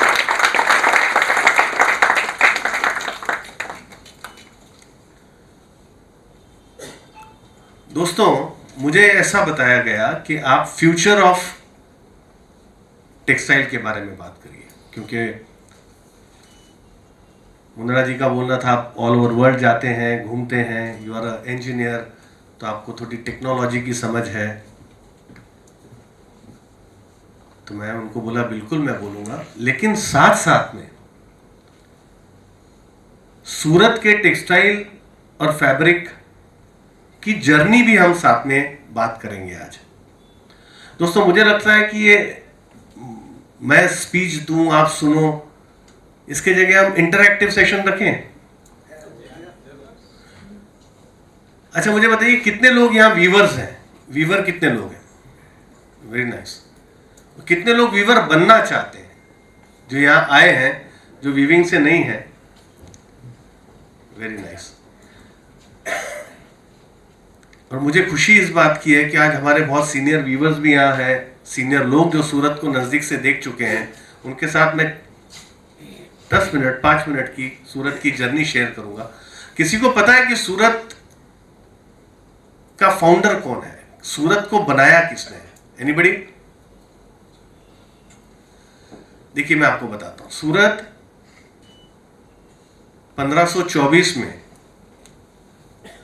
एक गोपी जी नाम के आदमी ने, गोपी भाई नाम के आदमी ने एक तालाब बनाया सूरत की जगह पर, जो सूरत नहीं था। और उसके आसपास में जितनी विसिनिटी में लोग रहने आए, उससे ये सूरजपुर नाम का शहर बना गया। और उस समय के जो महाराजा थे, जो राजा थे गुजरात के, उन्होंने एज अ रिस्पेक्ट उस तालाब को नाम दिया गोपी तालाब, जो आज भी हमारे बीच है। और उन्होंने उस समय, उस राजा ने कुछ एस्ट्रोलॉजर्स को बुलाया और उनको ये बोला कि ये जगह तालाब के कारण से बढ़ सकती है। तो उन्होंने बोला हाँ ये बढ़ सकती है, ये वर्ल्ड का सबसे बड़ा पोर्ट बनेगा, सिर्फ इसका नाम सूरजपुर से हटाकर सूरत कर दो। इसलिए नाम सूरत का पड़ा सूरत। अब मैं ये बात आपको क्यों बता रहा हूं? ये आपको बताने का एक ही कारण है कि जो सूरत के फाउंडर थे गोपी जी, उनका उस समय का व्यवसाय क्या था? उनका उस समय का व्यवसाय था, धंधा था जरी बनाना। तो जो हमारे फाउंडर है वो भी टेक्सटाइल से जुड़े थे। मतलब हमारे खून में आज तक, अपने डीएनए में टेक्सटाइल है।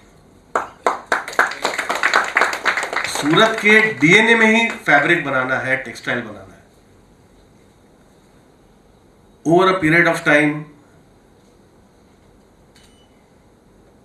मुगल्स ने ये जरी बना के, जरी का कपड़ा बना के मुगल के साम्राज्य जो महाराज थे उनको ये देते थे। तो मुगल्स ने सूरत को टेक ओवर किया 1574 में, जहाँ तक मैं हिस्ट्री जानता हूँ। और आगे चल के पोर्तुगीज ने किया, फिर ब्रिटिशर्स ने किया, लेकिन सूरत बढ़ता ही गया। मैं डॉक्यूमेंटेशन देख रहा था अभी, ये बात मुझे कैसे पता चली? कोइंसिडेंसली एक जगह हमको सिग्नेचर सर्कल बनाने का प्रस्ताव दिया किसी ने, तो हम वो बना रहे थे। तो मैंने सोचा why not we make a Surat circle, Surat के बारे में मैं कुछ लिखूं। तो उस समय मैंने थोड़ी स्टडी करी थी। तो 1850 में वर्ल्ड का सबसे बड़ा एक्सपोर्ट का शेयर होल्डर पूरे वर्ल्ड में सूरत था। वर्मा जी, 1850 में वर्ल्ड का सबसे बड़ा शेयर होल्डर जीडीपी के, एक्सपोर्ट जीडीपी में था सूरत। अब ये इतिहास है चलते हुए जर्नी में। 1950-60 के दशक में इंडिपेंडेंस के बाद सूरत को ट्रेन का स्टेशन मिला और टेक्सटाइल इस स्टेशन के आसपास विकसित हो गया। काका बैठे हैं इधर, डोरावाला जी भी बैठे हैं, महेंद्र काका भी बैठे हैं, सर भी हैं इधर। उस समय आपको याद होगा कि स्टेशन के आसपास में ही जो घर थे, नीचे 2 या 3 4 शटल रूम्स लगाते थे और ऊपर घर होता था। और वो बहुत बड़ी बात थी। That was adaption of the technology, because उस समय हैंडीक्राफ्ट होता था, हैंडलूम्स होते थे। हैंडलूम से अशोक भाई आपको ध्यान हो कि हमने शटल लूम में स्विच किया, 4-4 5-5 शटल लूम्स ही होते थे और हम उस पर रिबन्स बनाते थे। रिबन्स का वर्ल्ड का सबसे बड़ा कैपिटल सूरत था। और होता ऐसा था कि व्यापारी जो है स्टेशन से उतरता था, घरों में जाता था पैदल चल के टांगे में, वहीं ना फ्रेश होता था, वहीं ऑर्डर देता था और साथ में पार्सल पैक करा के ले जाता था। तो ये 50-60 का दशक चला, पैसा एडवांस लेके जाता था। अब आगे बढ़े सर, हम एक नई जनरेशन आई 70s और 80s की, जिसमें अशोक भाई भी रहेंगे। 70s और 80s की जनरेशन ने एक चेंज किया। पहले जो घर के गृह व्यवसाय होता था, घर के अंदर सूरत में जो कपड़ा बनता था, इन्होंने थोड़ा सा बाहर निकाल के रिंग रोड तब नया बना था, रिंग रोड के बाहर भटार, बमरोली, ये जगह पर छोटे छोटे यूनिट्स लेकर, तब रास्ते नहीं होते थे, बहुत रिस्की होता था, 6 बजे के बाद जा नहीं सकते थे, जो मैंने सुना है। वहां पर 20, 25, 30 शटल लूम्स डालकर उसको इंडस्ट्री का स्वरूप दिया। In fact this is the real foundation of textile industry, जब गृह उद्योग से एक इंडस्ट्रियल स्वरूप उसको मिला। 72 में आई थिंक एसटीएम बना था, सूरत टेक्सटाइल मार्केट 72 में एसटीएम बना था, मुरारजी देसाई ने ओपनिंग किया था, बचकानी वाला साहब और सब थे उस समय, मेरे को याद है। 1500 मार्केट का, इंडिया का सबसे बड़ा, 1500 शॉप्स का सबसे बड़ा मार्केट सूरत टेक्सटाइल मार्केट आया, और ये पूरा स्वरूप बिजनेस का चेंज हो गया। पहले जो घर में होता था, अब ऐसा होने लगा कि सबके अपने शॉप्स हैं, ऑफिसेज हैं, सैंपल्स हैं, वो कपड़ा बेचने वाले हो गए। अशोक भाई जैसे वीवर्स कपड़ा बनाने वाले हो गए। एक पार्ट हुआ कि जो कपड़ा बनाता है वो कपड़ा बनाएगा, और जो ट्रेडिंग करता है, मार्केटिंग करता है, वो बेचेगा। और ये जो आर्किटेक्चरल टेक्सटाइल मार्केट का आर्किटेक्चर है, वो बढ़ता गया। 90 में बहुत यूनिट्स आ गए। 1990 में मुझे याद है, मैं कहीं पढ़ रहा था कि 88 में, काका आपको भी याद होगा, धीरूभाई जी को चिप्स इंपोर्ट करने का लाइसेंस मिला। तो उन्होंने चिप इंपोर्ट करी, तो उस समय के जो मिनिस्टर थे, उन्होंने उनको बोला, भाई ऐसा है कि क्वांटिटी तो आपको ज़्यादा इंपोर्ट करनी पड़ेगी। क्वांटिटी ज़्यादा इसलिए इंपोर्ट करनी पड़ेगी कि उसका यूज़ सब जगह होना चाहिए। उन्होंने उनको हायर सीलिंग दिया कि इतना क्वांटिटी आपको करना पड़ेगा, और धीरूभाई ने वो कर नहीं पा रहे थे। तो सूरत से एक मानिक भाई जरीवाला करके उनके फ्रेंड थे, तो उन्होंने उनको बोला कि धीरूभाई, आप अगर ये चिप से बकेट और मग्गे बनाएंगे, वो ज़्यादा नहीं बनेंगे, आप इंपोर्ट ज़्यादा नहीं कर पाएंगे। पर अगर ये आपको करना है तो मैं आपको एक रास्ता बताता हूँ, आप सूरत आइए। तो 4 दिन सूरत धीरूभाई एक एक मार्केट के अंदर गए, एक एक फैक्ट्रीज में गए, और तब उनको रियलाइज हुआ कि इस चिप से मैं अगर एक कमोडिटी बनाऊंगा, मैं एक पॉलिएस्टर यान बनाऊंगा, तो it will be a revolution.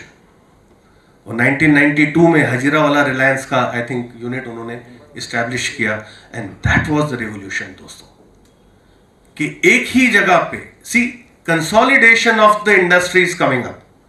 Consolidation का मतलब है एकत्रीकरण। एक ही जगह पर पहले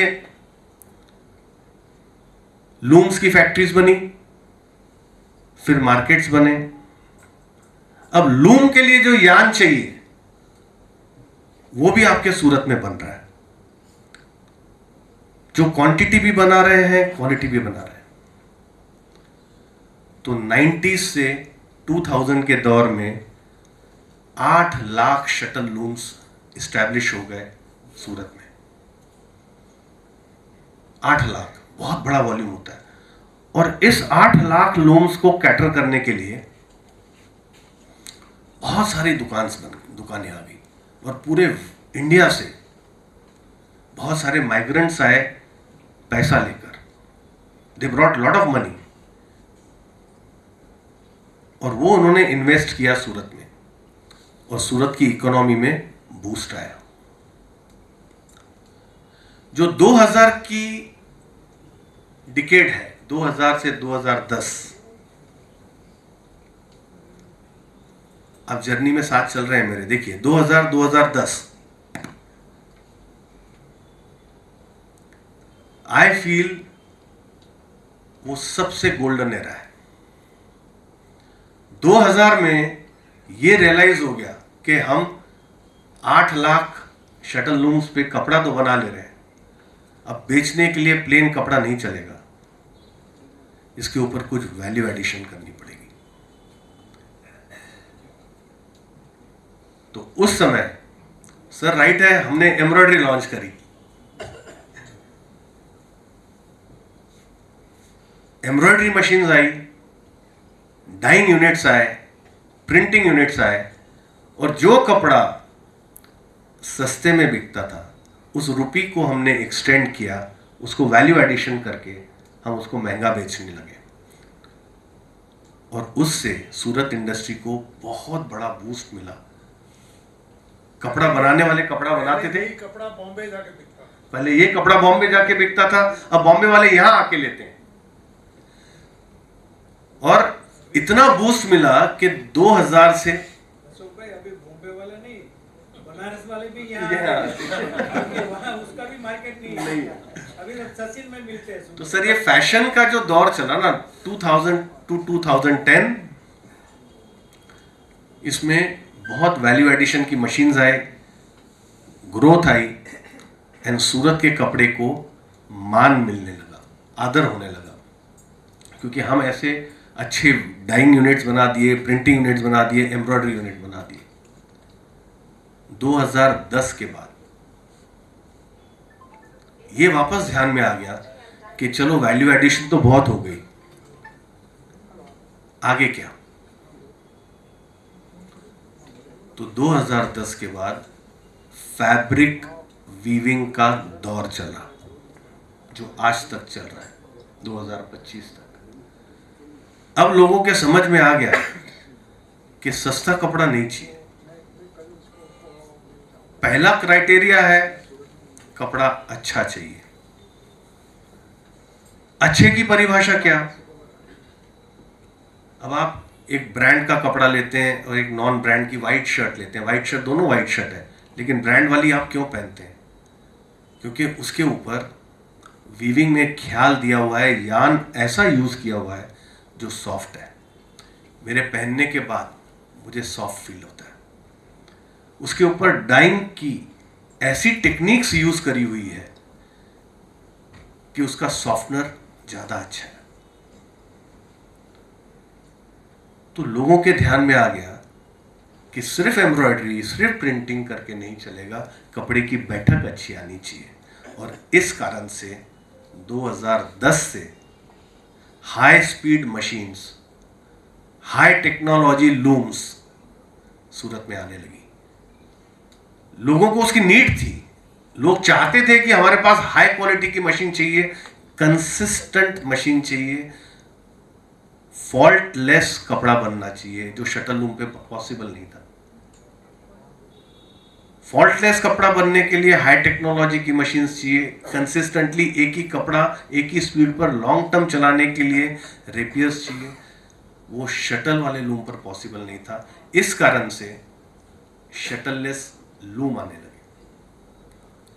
and what a revolution. And दोस्तों, मैं सूरत के इंटरप्रेन्योर्स के लिए एक बार आपसे तालियां बजाना चाहूंगा जो टेक्नोलॉजी एडॉप्शन वो करते हैं और जिस तरीके का जज्बा है काम करने का और जिस तरीके की डेयरिंग है. देखिए, डेयरिंग का मतलब ये नहीं होता है कि मैंने 5 करोड़ का यूनिट लगा दिया.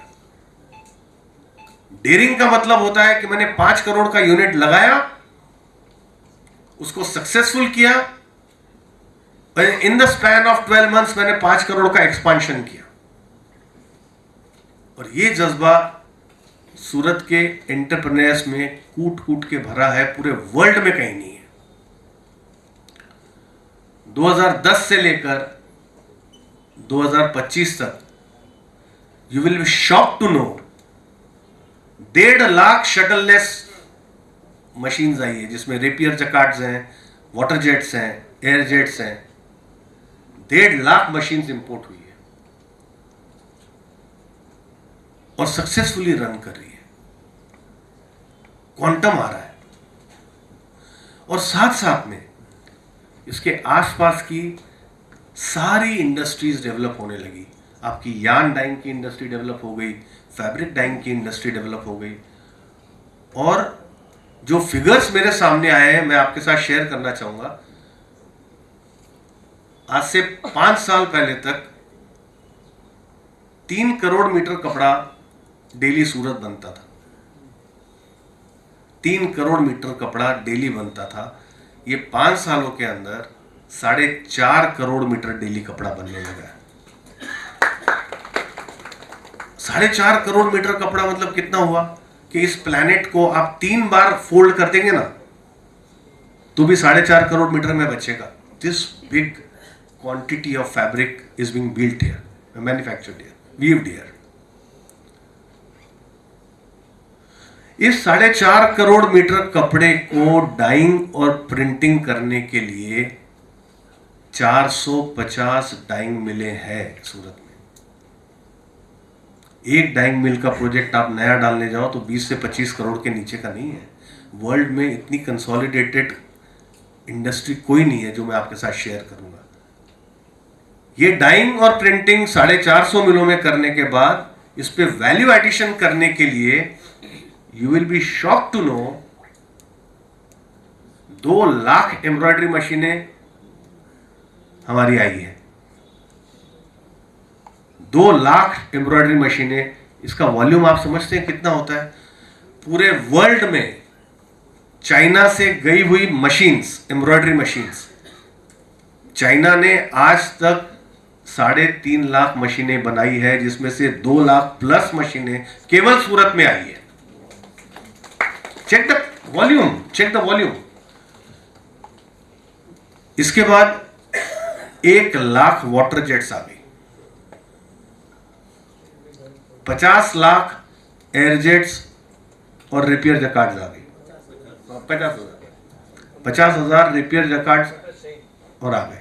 1.5 लाख का वॉल्यूम आया है शटललेस लूम्स का। अब ये कपड़ा बनाने के बाद कपड़ा बेचने वालों की तादाद कितनी है सूरत में जानते हो दोस्तों? मैं सिर्फ ऑनलाइन गया और मैंने बोला how many shops are at Surat, तो 1,20,000 शॉप फर्म्स बताए। उनके शॉप्स कितने होंगे? 1.5 लाख होलसेलर सूरत में है जो ये कपड़ा बेचते हैं, ऑल ओवर इंडिया बेचते हैं। और सुंदरता क्या है सर कि हर स्टेट के लिए, मैं तो बोलता हूं हर स्टेट में भी नहीं, हर पार्ट ऑफ स्टेट के लिए एक होलसेलर है। अगर जो महाराष्ट्र में कोई कपड़ा बिकता है, कोल्हापुर में अगर जो नौवारी साड़ी चलती है और जलगांव में रेगुलर साड़ी चलती है, तो कोल्हापुर का बेचने वाला जलगांव नहीं बेचता है, उसके पास टाइम ही नहीं है। और प्रिसाइसली ऐसा पूरे इंडिया के लिए 1.5 लाख होलसेलर्स ये कपड़ा बेचते हैं। मतलब आपने एक चिन्नी भी फेंकी तो आपको लेने वाला कोई मिलेगा। तो ये कंसोलिडेशन ऑफ इंडस्ट्री वर्ल्ड में, पूरे वर्ल्ड में कहीं नहीं है, जहां under one roof, under one sky 20 kilometre के रेडियस पर, at the radius of 20 kilometres आपको हर चीज इजीली अवेलेबल है। आपका लॉजिस्टिक्स कितना बचता है। सूरत का सबसे बड़ा प्लस पॉइंट है कि यहां स्मॉल एंटरप्रेन्योर्स बहुत ज्यादा है। आप अहमदाबाद जाएंगे तो बड़ी बड़ी इंडस्ट्रीज मिलेगी, ओनली 20 इंडस्ट्रीज बड़ी होगी, पर सूरत में 1 लाख आपको लोग मिलेंगे जो 10-10, 12-12 यूनिट्स मशीन्स के डाल के वो काम करते हैं। और 10 सालों में सबसे सुंदर बात मैं हमेशा बोलता हूं कि we as an Indians should be proud कि हमारे प्राइम मिनिस्टर आदरणीय मोदी साहब का नेतृत्व मिला है 14 साल पहले। जो ग्रोथ 50 साल में होनी थी वो ग्रोथ उनके नेतृत्व में हो गई। उन्होंने 10 साल पहले एक स्लोगन दिया था 5F। 5F का मतलब है फार्म। उन्होंने बोला ग्रोथ चाहते हो टेक्सटाइल की तो 5F को आप ध्यान में रखिए। Farm, fibre, fabric, fashion and foreign. 5F एक गुरु मंत्र था। अभी आप इसको सिंबॉलिक तरीके से सूरत के साथ मैच करिए। What is farm? फार्म मतलब जहां उगता है कुछ। तो चिप्स आती है, वो चिप्स हमने बनाना सूरत में चालू किया जिससे पॉलिएस्टर यार्न बनता है। देन फाइबर, फाइबर की बहुत बड़ी इंडस्ट्रीज सूरत में आई है, बहुत बड़ी बड़ी इंडस्ट्रीज। देन फैब्रिक, फैब्रिक मैंने आपको बता दिया 4.5 करोड़ मीटर कपड़ा रोज बनता ही है। We have excelled in fabric also. Fashion, fashion तो मैंने आपको बोला कि हम गोपी जी हमारे फाउंडर जो थे वही डीएनए आ रहा है। वो उस समय भी फैशन में आगे थे। तो सूरत के फैशन का कोई जोड़ नहीं है। इंडिया के हर जगह से जो फैशन वहां चलता है वो हम रिक्रिएट कर देते हैं। इस कारण से सूरत का टर्नओवर 50,000 करोड़ पर एनम तक पहुंच गया। ये आज की वस्तुस्थिति है 2025 की। मुंद्रा जी ने मुझे बोला था कि आप फ्यूचर के बारे में बताइए। तो आज से 10 ईयर डाउन द लाइन क्या होगा? आज की जर्नी तो हो गई 2025 तक, 50,000 करोड़ तक का हमने टर्नओवर कर दिया। आगे क्या? अब आगे जो मोदी जी ने 5वां F बोला है, जो वर्मा जी ने हमको अभी समझाया, that is foreign, that is export. अब जो जंप लगनी है वो एक्सपोर्ट में ही लगनी है। मैं फिगर्स देख रहा था तो इंडिया का 45% man made fibre is consumed in Surat. India का 50% yarn or 50% fabric of man-made culture is been weaved in सूरत। और इंडिया का 55% export of man-made fiber is from सूरत। बहुत खुशी लगी पहले तो, फिर मैं और आगे गया कि वर्ल्ड में हमारी स्टैंडिंग कितनी है। इंडिया की स्टैंडिंग ओनली 2%। इंडिया का share of textiles world wide is only 2%। आप जस्ट सोचो कि ये 2 का अगर केवल 4 होता है।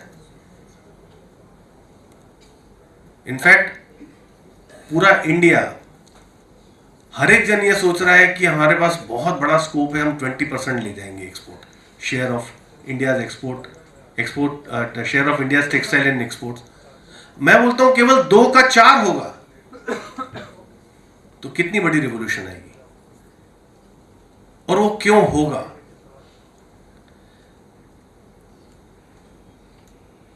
और क्यों नहीं होगा मैं ये भी बताता हूं। जो यंग जनरेशन अभी आई है जो यंग जनरेशन हम वीवर्स की आई है, they have accepted this fact that we will be in textiles, number 1. Number 2, we will definitely be in very good quality of textile fabrics. Regular कपड़ा हम नहीं बनाएंगे, और यही कारण है कि जो हमारी हाई स्पीड मशीन्स का बूम आया है, जो बूस्ट आया है, हम लोगों ने कुछ ऐसी मशीन्स बनाई है जिसमें AI ML का यूज़ कर रहे हैं हम लोग. AI ML यूज़ कर रहे हैं ताकि वो मशीन लैंग्वेज भी AI से क्रिएट कर सकें. हमने कुछ सॉफ्टवेयर ऐसे बनाए हैं जो आपके मोबाइल में लाइव मशीन चलती हुई विद प्रोडक्शन रिपोर्ट्स दिखाएगी, और साथ साथ में उसमें नोटिफिकेशंस है कि किसी कारण से कोई खराब कपड़ा बन रहा है तो वैसे तो मशीन रुक जाएगी, there will be a faultless fabric, but किसी कारण से हमारा ध्यान नहीं है, कोई कपड़ा खराब बन रहा है तो उसका नोटिफिकेशन आएगा. कोई मशीन खड़ी हो गई उसका नोटिफिकेशन आएगा. आप मोबाइल में घर पे बैठे हैं, you can check the whole unit, not with camera, not with ERP, but with adaptations of softwares which are monitored by AI. और हम लोग कंपल्सरी हर एक वीवर को वो सॉफ्टवेयर देते हैं. उसका कारण क्या है कि आपकी प्रोडक्शन भी बहुत अच्छी होनी चाहिए, क्योंकि इंटरनेशनली और locally cost effectiveness is the primary concern. आप कितनी भी बड़ी बड़ी बातें करेंगे कि मेरा कपड़ा बहुत अच्छा है, आप ₹1 नहीं बढ़ा सकते. Cost effectiveness matters. तो आपका प्रोडक्शन बहुत अच्छा होना चाहिए, और सारी के सारी सॉफ्टवेयर गवर्न मशीन्स हैं वीविंग की, उससे कपड़ा बहुत अच्छा बनने लगा है. तो अब जाके जो डैमेज फैब्रिक का, जो श्रीलंका का वर्मा सर ने एग्जाम्पल दिया कि हम नहीं बना पा रहे थे, अब वो बना पाएंगे. मैं चाइना जाता हूं, कई बार चाइना जाता हूं. चाइना को इंडिया से डर नहीं है, चाइना को सूरत से डर है. हर चाइनीज मेरे को एक बात बोलता है कि आप लोग अजब गजब लोग हो. मतलब कैसे अजब गजब लोग हैं? बोले मेरे पास अगर जो एक क्वालिटी का मैंने ऑर्डर लेना है तो मैं 1 लाख मीटर से कम नहीं लेता हूं, और आपको मैं बोल दूं कि 5-5 हजार मीटर के 50 डिजाइन डाल दो, आप डाल देते हो. वो कैसे करते हो? मतलब हाउ इज दैट पॉसिबल? तो तब मैंने उनको समझाया कि चाइना का सबसे बड़ा माइनस पॉइंट है कि यान बनाने वाली कंपनी 400 किलोमीटर दूर है. एक टाइप का कपड़ा बनाने वाली नॉर्थ चिंगडाओ में है, एक है हंगजाओ में है, एक शाओसिंग में है. चाइना बहुत बड़ा कंट्री है, 500-700 किलोमीटर दूर उनकी फैक्ट्रीज है कपड़े की. उस फैक्ट्री में उसके आसपास दूसरी कोई फैक्ट्री नहीं है. तो वहां जब बायर जाता है तो they dictate terms, they want 1 lakh metre कपड़ा दोगे तो मैं करूंगा. बोला सूरत में मेरे साथ लक्ष्मी विला चलो, वॉल टू वॉल 12-12 यूनिट के खाते हैं. एक खाते में जाओ 500 साड़ी लिखाओ, दूसरे खाते में जाओ 100 साड़ी लिखाओ. They are ready to give. And दोस्तों, ये बहुत बड़ी बात है फैशन इंडस्ट्री के लिए, and whole world is noticing this. जो चाइना की दादागिरी थी कि हम सस्ता तो देंगे लेकिन क्वांटिटी लेनी पड़ेगी, इस बात से उनको बहुत डर है. और यही हमारा प्लस पॉइंट है. तो फ्रेंड्स, 2 फ्यूचर्स दिख रहे हैं मुझे. एक export, and number 2 due to geopolitics. आप जियो पॉलिटिक्स अगर जो स्टडी करते होंगे तो चाइना, मैं just of the track study कर रहा था कि चाइना में 15 से 29 साल के लोगों का रेशियो कितना है? ओनली 11%। इंडिया में 15 से 29 एज का रेशियो 29% है। यंग पॉपुलेशन इंडिया के पास है। चाइना ने इसके लिए दिमाग लगाया, लेबरियस वर्क वियतनाम को दे दिया, बांग्लादेश को दे दिया, थाईलैंड को दे दिया, कंबोडिया को दे दिया, श्रीलंका को दे दिया। उन्होंने इतना दिमाग से काम किया। हम आपके गारमेंट्स बेचेंगे, हम यूएस बेचेंगे, यूके बेचेंगे। जो बांग्लादेश का सर ने भी एक्सपोर्ट दिखाया, वो बांग्लादेश का एक्सपोर्ट थोड़ी है, वो ओरिजिनली एक्सपोर्ट चाइना का है। कपड़ा चाइना से गया है, यहां सिर्फ गारमेंटिंग हुई है, और वहां से चाइना ने उनको बोला यूएस शिप कर दो। उन्होंने खुद ने भी नहीं बेचा है। इंडिया का एडवांटेज क्या है? यार्न हम खुद बनाते हैं, कपड़ा हम खुद बनाते हैं, उसकी वैल्यू एडिशन हम खुद करते हैं, और एक्सपोर्ट भी हम खुद करेंगे। ये सबसे बड़ा प्लस पॉइंट इंडिया के लिए है। एक ही जगह इंडिया इज लैगिंग। जो इंडिया का फ्यूचर है, गारमेंट इंडस्ट्री इंडिया का, सूरत का खास करके गारमेंट इंडस्ट्री में फोकस कम है। ऑफ लेट मैं देख रहा हूं पिछले साल 1.5 साल से जो यंगस्टर्स आए हैं, उन्होंने गारमेंट को तवज्जो देना चालू किया, गारमेंट इंडस्ट्री को फोकस करना चालू किया। जिस समय सूरत में गारमेंट इंडस्ट्री ग्रो हो जाएगी, जितनी आज इंडस्ट्री है, इससे डबल इंडस्ट्री सूरत की हो जाएगी। Believe me.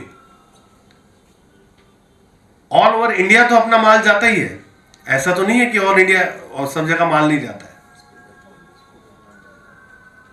गारमेंट की वजह से, लोकल बना हुआ गारमेंट। आप एक बेसिक बात समझिए, मैंने अभी बोला प्लेन कपड़े से वैल्यू एडिशन हुआ, रेट डबल हो गया। इस वैल्यू एडिशन का जब गारमेंटिंग होगा, अपैरल होगा, तो 5x होगा। तो दोस्तों, जाते जाते मैं आपको एक ही बात बोलूंगा, जिंदगी की असली उड़ान अभी बाकी है। जिंदगी की कई मकाम अभी बाकी है। अभी तो नापी है हमने चंद जमीन, अभी तो पूरा आसमान बाकी है।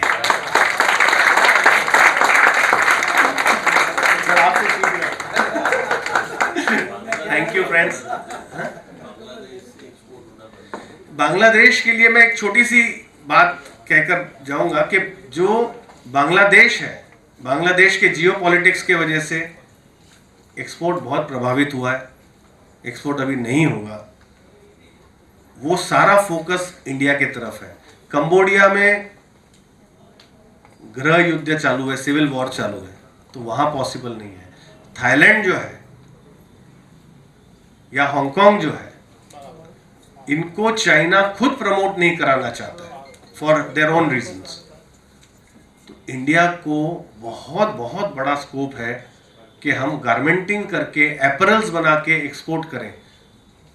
और अपने पास इतने अच्छे अच्छे समझदार कंसल्टेंट्स हैं, वर्मा साहब से हम मिल सकते हैं, उनके पास इतना अच्छा डिटेल्ड डेटा है। तो सेकेंड स्टेज में आप 101% एक्सपोर्ट में जाना चाहिए।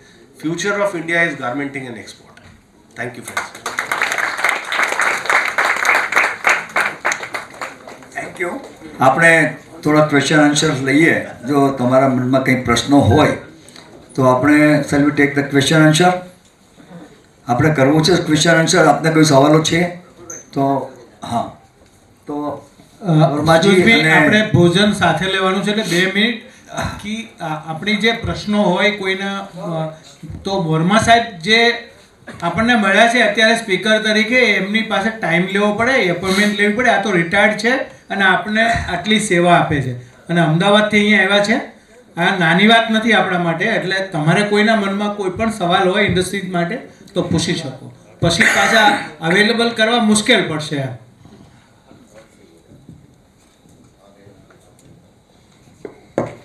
What is the reasons as you talks about the 5F? That's I understood. But regarding not giving the visa to the Chinese citizens or any enterprise last so many years, I never understood. Can you please tell me? नहीं नहीं Chinese પીપલને ઇન્ડિયામાં visa નથી આપતા. હવે open થઈ ગયા છે. જયશંકર સાહેબ ગયા હતા ચાઇના, એને બે વસ્તુ કરીને આવ્યા છે. એક વસ્તુ છે કે 24% of the stake in Indian company any Chinese can accommodate, and number 2 they have open the visa. આપને લોકોએ બંધ કરેલો, what was the reasons behind that for number of years, not only for 1 year? But I am not aware, I am not an expert in political science, but that was the government to government talk. We could not have gone into the details of this, but frankly speaking, China થી લોકો આવ્યા કે નહીં આવ્યા એનાથી સુરતવાળાને કંઈ ફરક નહીં પડ્યો. સર રાઈટ છે કે નહીં? આપણા બધા ટેકનિશિયન્સ એટલા સ્કિલ્ડ છે કે ચાઇનાની આવેલી મશીન કોઈને પણ ઊભી નહીં રહી.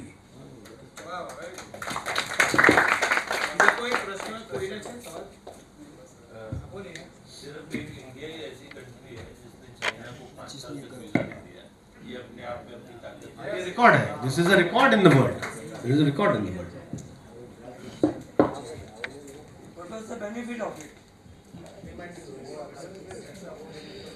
हेलो वर्मा सर, आपने जैसे सब व्यापारी को तो ये बता दिया, इंडस्ट्रियलिस्ट को ये बता दिया कि आप एक्सपोर्ट के लिए इनकरेज कर रहे हैं आप, तो एज अ लॉजिस्टिक कंपनी हमें क्या तैयारियां करनी है? इतने सब लोग अगर सूरत एक साथ एक्सपोर्ट करने लगेंगे तो वी आर लॉजिस्टिक पार्टनर, तो एज अ लॉजिस्टिक पार्टनर हमें क्या क्या तैयारी करनी पड़ेगी सर? सर अभी लॉजिस्टिक का भी बताया ना, हर चीज़ में साइंस है. लॉजिस्टिक में भी अगर आपको समझने का है तो आपका एक ग्रुप बना लीजिएगा, चैम्बर को बोल दीजिएगा कि हम आकर के आपका पूरा 1-2 घंटे समझा देते हैं क्या क्या चाहिए आपको तैयारी उसमें. Thank you. क्योंकि आपको 5 मिनट या 1-2 मिनट में मैं क्या बताऊं उसको, बहुत तैयारियां करनी पड़ेंगी इसमें, बहुत गैप्स हैं अभी हमारे पास. Thank you sir.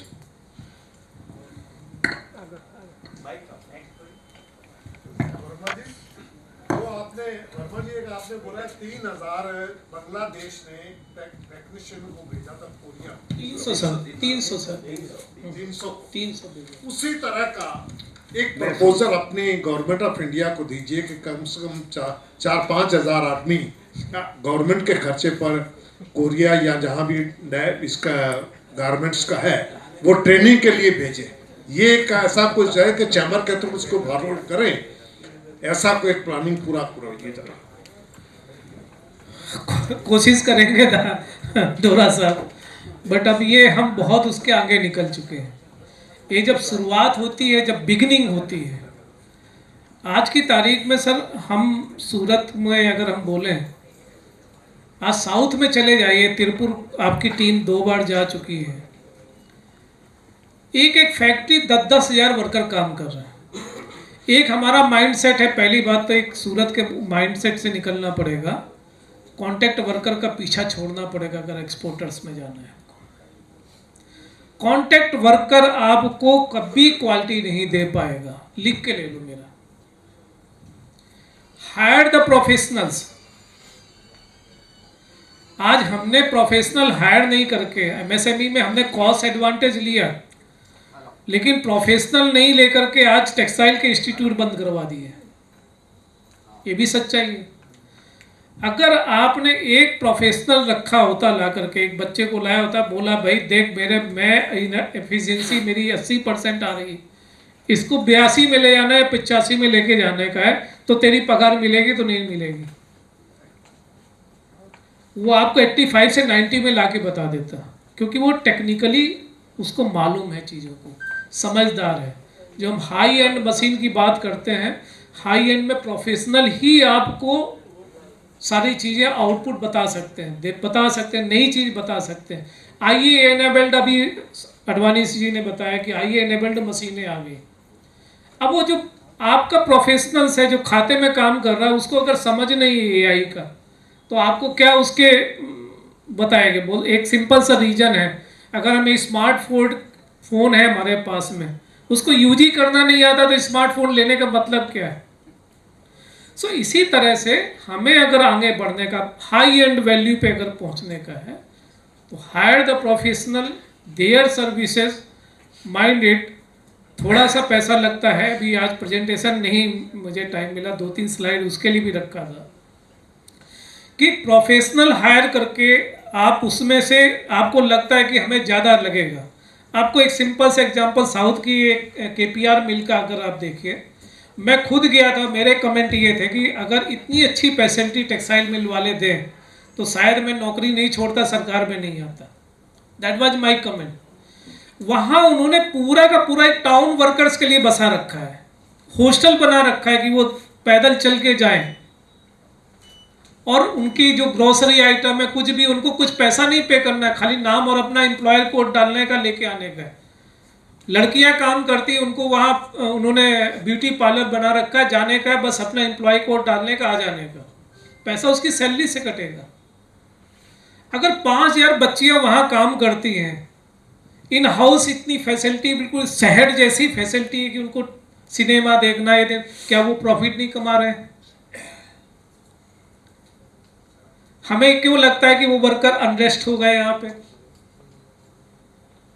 तो ये माइंडसेट से भी अगर हमें और ग्रेजुएट अब होना है, तो ये माइंडसेट जो छोटे माइंडसेट हो गए, वो माइंडसेट से बिल्कुल बाहर निकल के आना है। और मेरी गारंटी है, बहुत बड़ी अपॉर्चुनिटी अभी भी खड़ी है, हम उसका 2% भी इनकैश नहीं कर पा रहे। मैं यही चैम्बर में जब पहले, अभी तो सरसाना खुल गया, मैं यहाँ पे 2000 से लोगों को बोल रहा था शटरलेस लगाओ, शटरलेस लगाओ, शटरलेस लगाओ। तब भी बोला था कि शटरलेस का ही जमाना था, और आगे यही बोल रहा हूँ कि आगे इसका ही, एक्सपोर्ट का ही जमाना है। खाली हमें अपनी चीज़ों में थोड़ी फाइन ट्यूनिंग बैठ के करनी है। अब आप सक्षम हो, कपड़ा बनाना आपको मालूम है, क्वालिटी बनाना सीख गए हैं, बट इंटरनेशनल क्या रिक्वायरमेंट है वो बनाना सीखना पड़ेगा। हमारी अभी एक्सपर्टाइज है, हम अपने डोमेस्टिक कंज्यूमर को केवल सर्विस दे रहे हैं, हमें उससे बाहर निकलना। डोमेस्टिक कंज्यूमर्स चीज़ें वही है, लेकिन इंटरनेशनल रिक्वायरमेंट क्या है? और कपड़े के अलावा, ये शर्ट पैंट या ब्लाउज और स्कर्ट के अलावा बहुत बड़ी एमएमएफ की दुनिया है।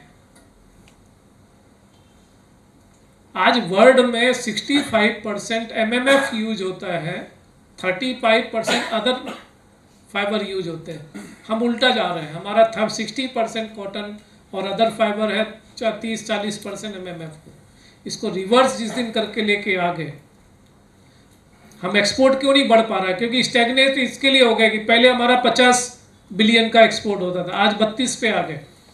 रीजन यही है सिंपल, क्योंकि हम एमएमएफ में हमारा कोई भी प्रेजेंस नहीं है। जो एक्सपोर्ट बताया भी वो आपका फिलामेंट यान का है, फाइबर का एक्सपोर्ट है एमएमएफ में, फैब्रिक में किधर है? तो ये चीज़ आपको अब समझ करके, जो ग्रेजुएट हो चुके हैं, जो बड़े लोग हो चुके हैं, उनको अपना विजन और आगे लेके जाना पड़ेगा। तो ही वो क्या हो गया कि 4 इंजन भी खड़े हो गए, बोलते हैं ना कि ग्रोथ पुल इंजन्स। 4 लोग हमारे सूरत में हमारे ऐसे खड़े हो गए जो बाहर सोचना चाह, और हो गए हैं 3 तो मुझे मालूम है, बाकी अपने आप खींचते चले जाएंगे, वो मुझे मालूम है। मैंने सूरत को आज से नहीं, मैं 85 से देख रहा हूँ। Thank you. मुझे लगता है आधी बात मेरी वर्मा जी ने कर दी, क्योंकि जिस तरीके से आपने बताया कि आप प्रोफेशनल्स को हायर करिए, मुझे लगता है कि हमारी इंडस्ट्री के लिए सबसे ज़्यादा इम्पॉर्टेंट है कि स्किल्ड वर्कर्स होना बहुत ज़रूरी है, और एज अ सोशल रिस्पॉन्सिबिलिटी, या मुझे लगता है मुझे सूरत ने काफ़ी कुछ दिया हुआ है, तो मैं पे बैक टाइम समझ के मैं चैम्बर को एक आग्रह करूँगा कि आप स्किल सेंटर आयोजित करिए थोड़ा नियर बाय एरियाज़ में, जैसे उम्बेल हो गया, पिपोदरा हो गया। उसके लिए जो भी इंफ्रास्ट्रक्चर लगेगा, मशीनरीज लगेगी, ट्रेनर लगेंगे, और साथ में जो भी इंफ्रास्ट्रक्चर लगेगा उसके लिए सिग्नेचर ग्रुप आपके साथ बाध्य है। उसका सारा खर्चा, सारी मशीनरी सिग्नेचर ग्रुप देगा। और बाकायदा हम लोगों ने DKT कॉलेज से बातचीत करके रखी है कि वो लोग ट्रेनर्स देने के लिए तैयार हैं। तो सर्टिफाइड ट्रेनर, ट्रेन किए हुए ऑपरेटर्स अगर आप लोगों को मिलेंगे तो बहुत उसके लिए अच्छा होगा। मैं समझता हूँ जो चेंबर ऑफ कॉमर्स हमारे साथ में काम करता है, south Gujarat chamber of commerce, जितना डिवोशन मुंदड़ा जी देते हैं, जीरावाला जी देते हैं, महेंद्र काका देते हैं, इनके अपने भी बिजनेस में शायद इतना डिवोशन नहीं देते हैं जितना ये सामाजिक कार्य के लिए देते हैं। तो हमारे को इनके प्रति आभार व्यक्त करने के लिए एक बार खड़े होकर एक स्टैंडिंग ओवेशन देनी चाहिए और इनका लाभ लेना चाहिए।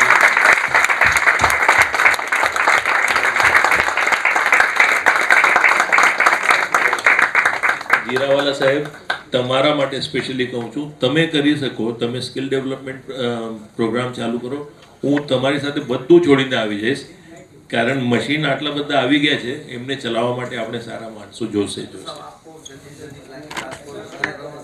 હવે વાઇસ પ્રેસિડેન્ટ શ્રી અશોકભાઈ જીરાવાલાને વિનંતી કરીશ કે તે વોટ ઓફ થેન્ક્સ કરે. આજનું સેશન એકદમ ખૂબસૂરત હતું, કારણ કે શ્રોતાઓ એટલા સરસ મળ્યા છે જે ઇન્ડસ્ટ્રી માટે જાણવા માટે ઉત્સુક હોય છે, અને વક્તા પણ આપણને એટલા સરસ મજાના મળ્યા છે કે જેમણે કહેવાય કે સુરતનો ઇતિહાસ તમારી સામે મૂક્યો. એવા અશોકભાઈ અડવાણીજીનો હું ખૂબ ખૂબ આભાર માનું છું. સાથે સાથે વર્માજી, જો કે કહેવાય કે ટેક્સટાઇલની હાલતી ચાલતી યુનિવર્સિટી કહેવાય કે એમણે ટેક્સટાઇલ માટે વર્ષોથી 2000ની સાલથી લઈને અમે તો એમના સાક્ષી રહ્યા છીએ કે ટેક્સટાઇલ ઇન્ડસ્ટ્રીઝને જ્યાં જ્યાં પેન થયું છે ત્યારે ટેક્સટાઇલ ઇન્ડસ્ટ્રીઝ અને ટેક્સટાઇલમાં મંત્રાલય એમના દ્વારા અમને હેલ્પ કરવામાં, આપણી ટેક્સટાઇલ ઉદ્યોગને હેલ્પ કરવામાં આવી છે. પણ ઓવરઓલ આપણે વાત કરવા જઈએ તો આમની સ્થાપના જે કરી છે ખાલી GFRRC, તો એવા ગિરધર ગોપાલ મુદ્રા સાહેબ અને અમારા પાસ્ટ પ્રેસિડેન્ટ મહેન્દ્રભાઈ કાજીવાલાને જોરદાર તાળીઓથી આપણે વધારવા જોઈએ. એવા જ જેમની એડવાઇસ આપણને મળતી રહે છે એવા પ્રફુલભાઈ શાહ, જે આપણા પાસ્ટ પ્રેસિડેન્ટ છે, પાસ્ટ પ્રેસિડેન્ટ સિનિયર, એવા અમરનાથ ડોરા સાહેબ છે, અને મારા સાથી સેક્રેટરી છે અત્યારે જે કહેવાય કે અમારા ઇન્ચાર્જ છે, બિજલભાઈ નથી એવા અમારા ભાઈ ભાવેશભાઈ ટેલર અહીંયા ઉપસ્થિત છે. તો એમનો બધાનો આ તબક્કે હું આભાર માનું છું, ને આપ સૌનો ખૂબ ખૂબ આભાર. ખાસ કરીને જેટલા બી સેશન અહીંયા રાખવાના છે એની માટેની આખી જાણકારી તમને આપી છે. દરેકમાં અલગ સ્કિલ છે, દરેકમાં અલગ જાણવાનું છે, કારણ કે આપણે ટેક્સટાઇલનો જીવ છીએ અને ટેક્સટાઇલનું હબ છે, ત્યારે દરેક સેશન તમારા માટે જરૂરી છે અને એની જાણકારી પણ જરૂરી છે. આખા ઓવરઓલ આપણે જો આખો સિનાર કાઢવા જઈએ, આખો સિતાર, તો ખાસ કરીને એક્સપોર્ટની જરૂર છે, અને એક્સપોર્ટ કેવી રીતે કરવું છે એની માટે પણ એક આખો પ્રોગ્રામ 4 કલાકનો વર્મા સાહેબનો આપણે કરીશું. કારણ કે આટલું મોટું પ્રોડક્શન, અડવાણીજીએ એવું કીધું કે 4.5 કરોડ મીટરની, અત્યારે 6 કરોડ મીટર કપડું બને છે. મશીન 8 લાખ નથી, મશીન 7.5 જ છે કે 8 લાખની આજુબાજુ જ છે, પણ સ્પીડ વધી ગઈ છે. અત્યારે 1200ની સ્પીડથી કપડું બને છે. એટલે કહેવાનો મતલબ કે હવે માત્ર આપણે ઘટતું હોય તો એક્સપોર્ટ જ ઘટે છે, અને ગાર્મેન્ટનું હબ સુરતને કોઈ રોકી શકે એમ નથી. આપ સૌ પ્રીતિ ભોજન સાથે આપણે સાથે લઈશું અને પછી છૂટા પડીશું. Thank you very much. ખૂબ ખૂબ આભાર બધાનો.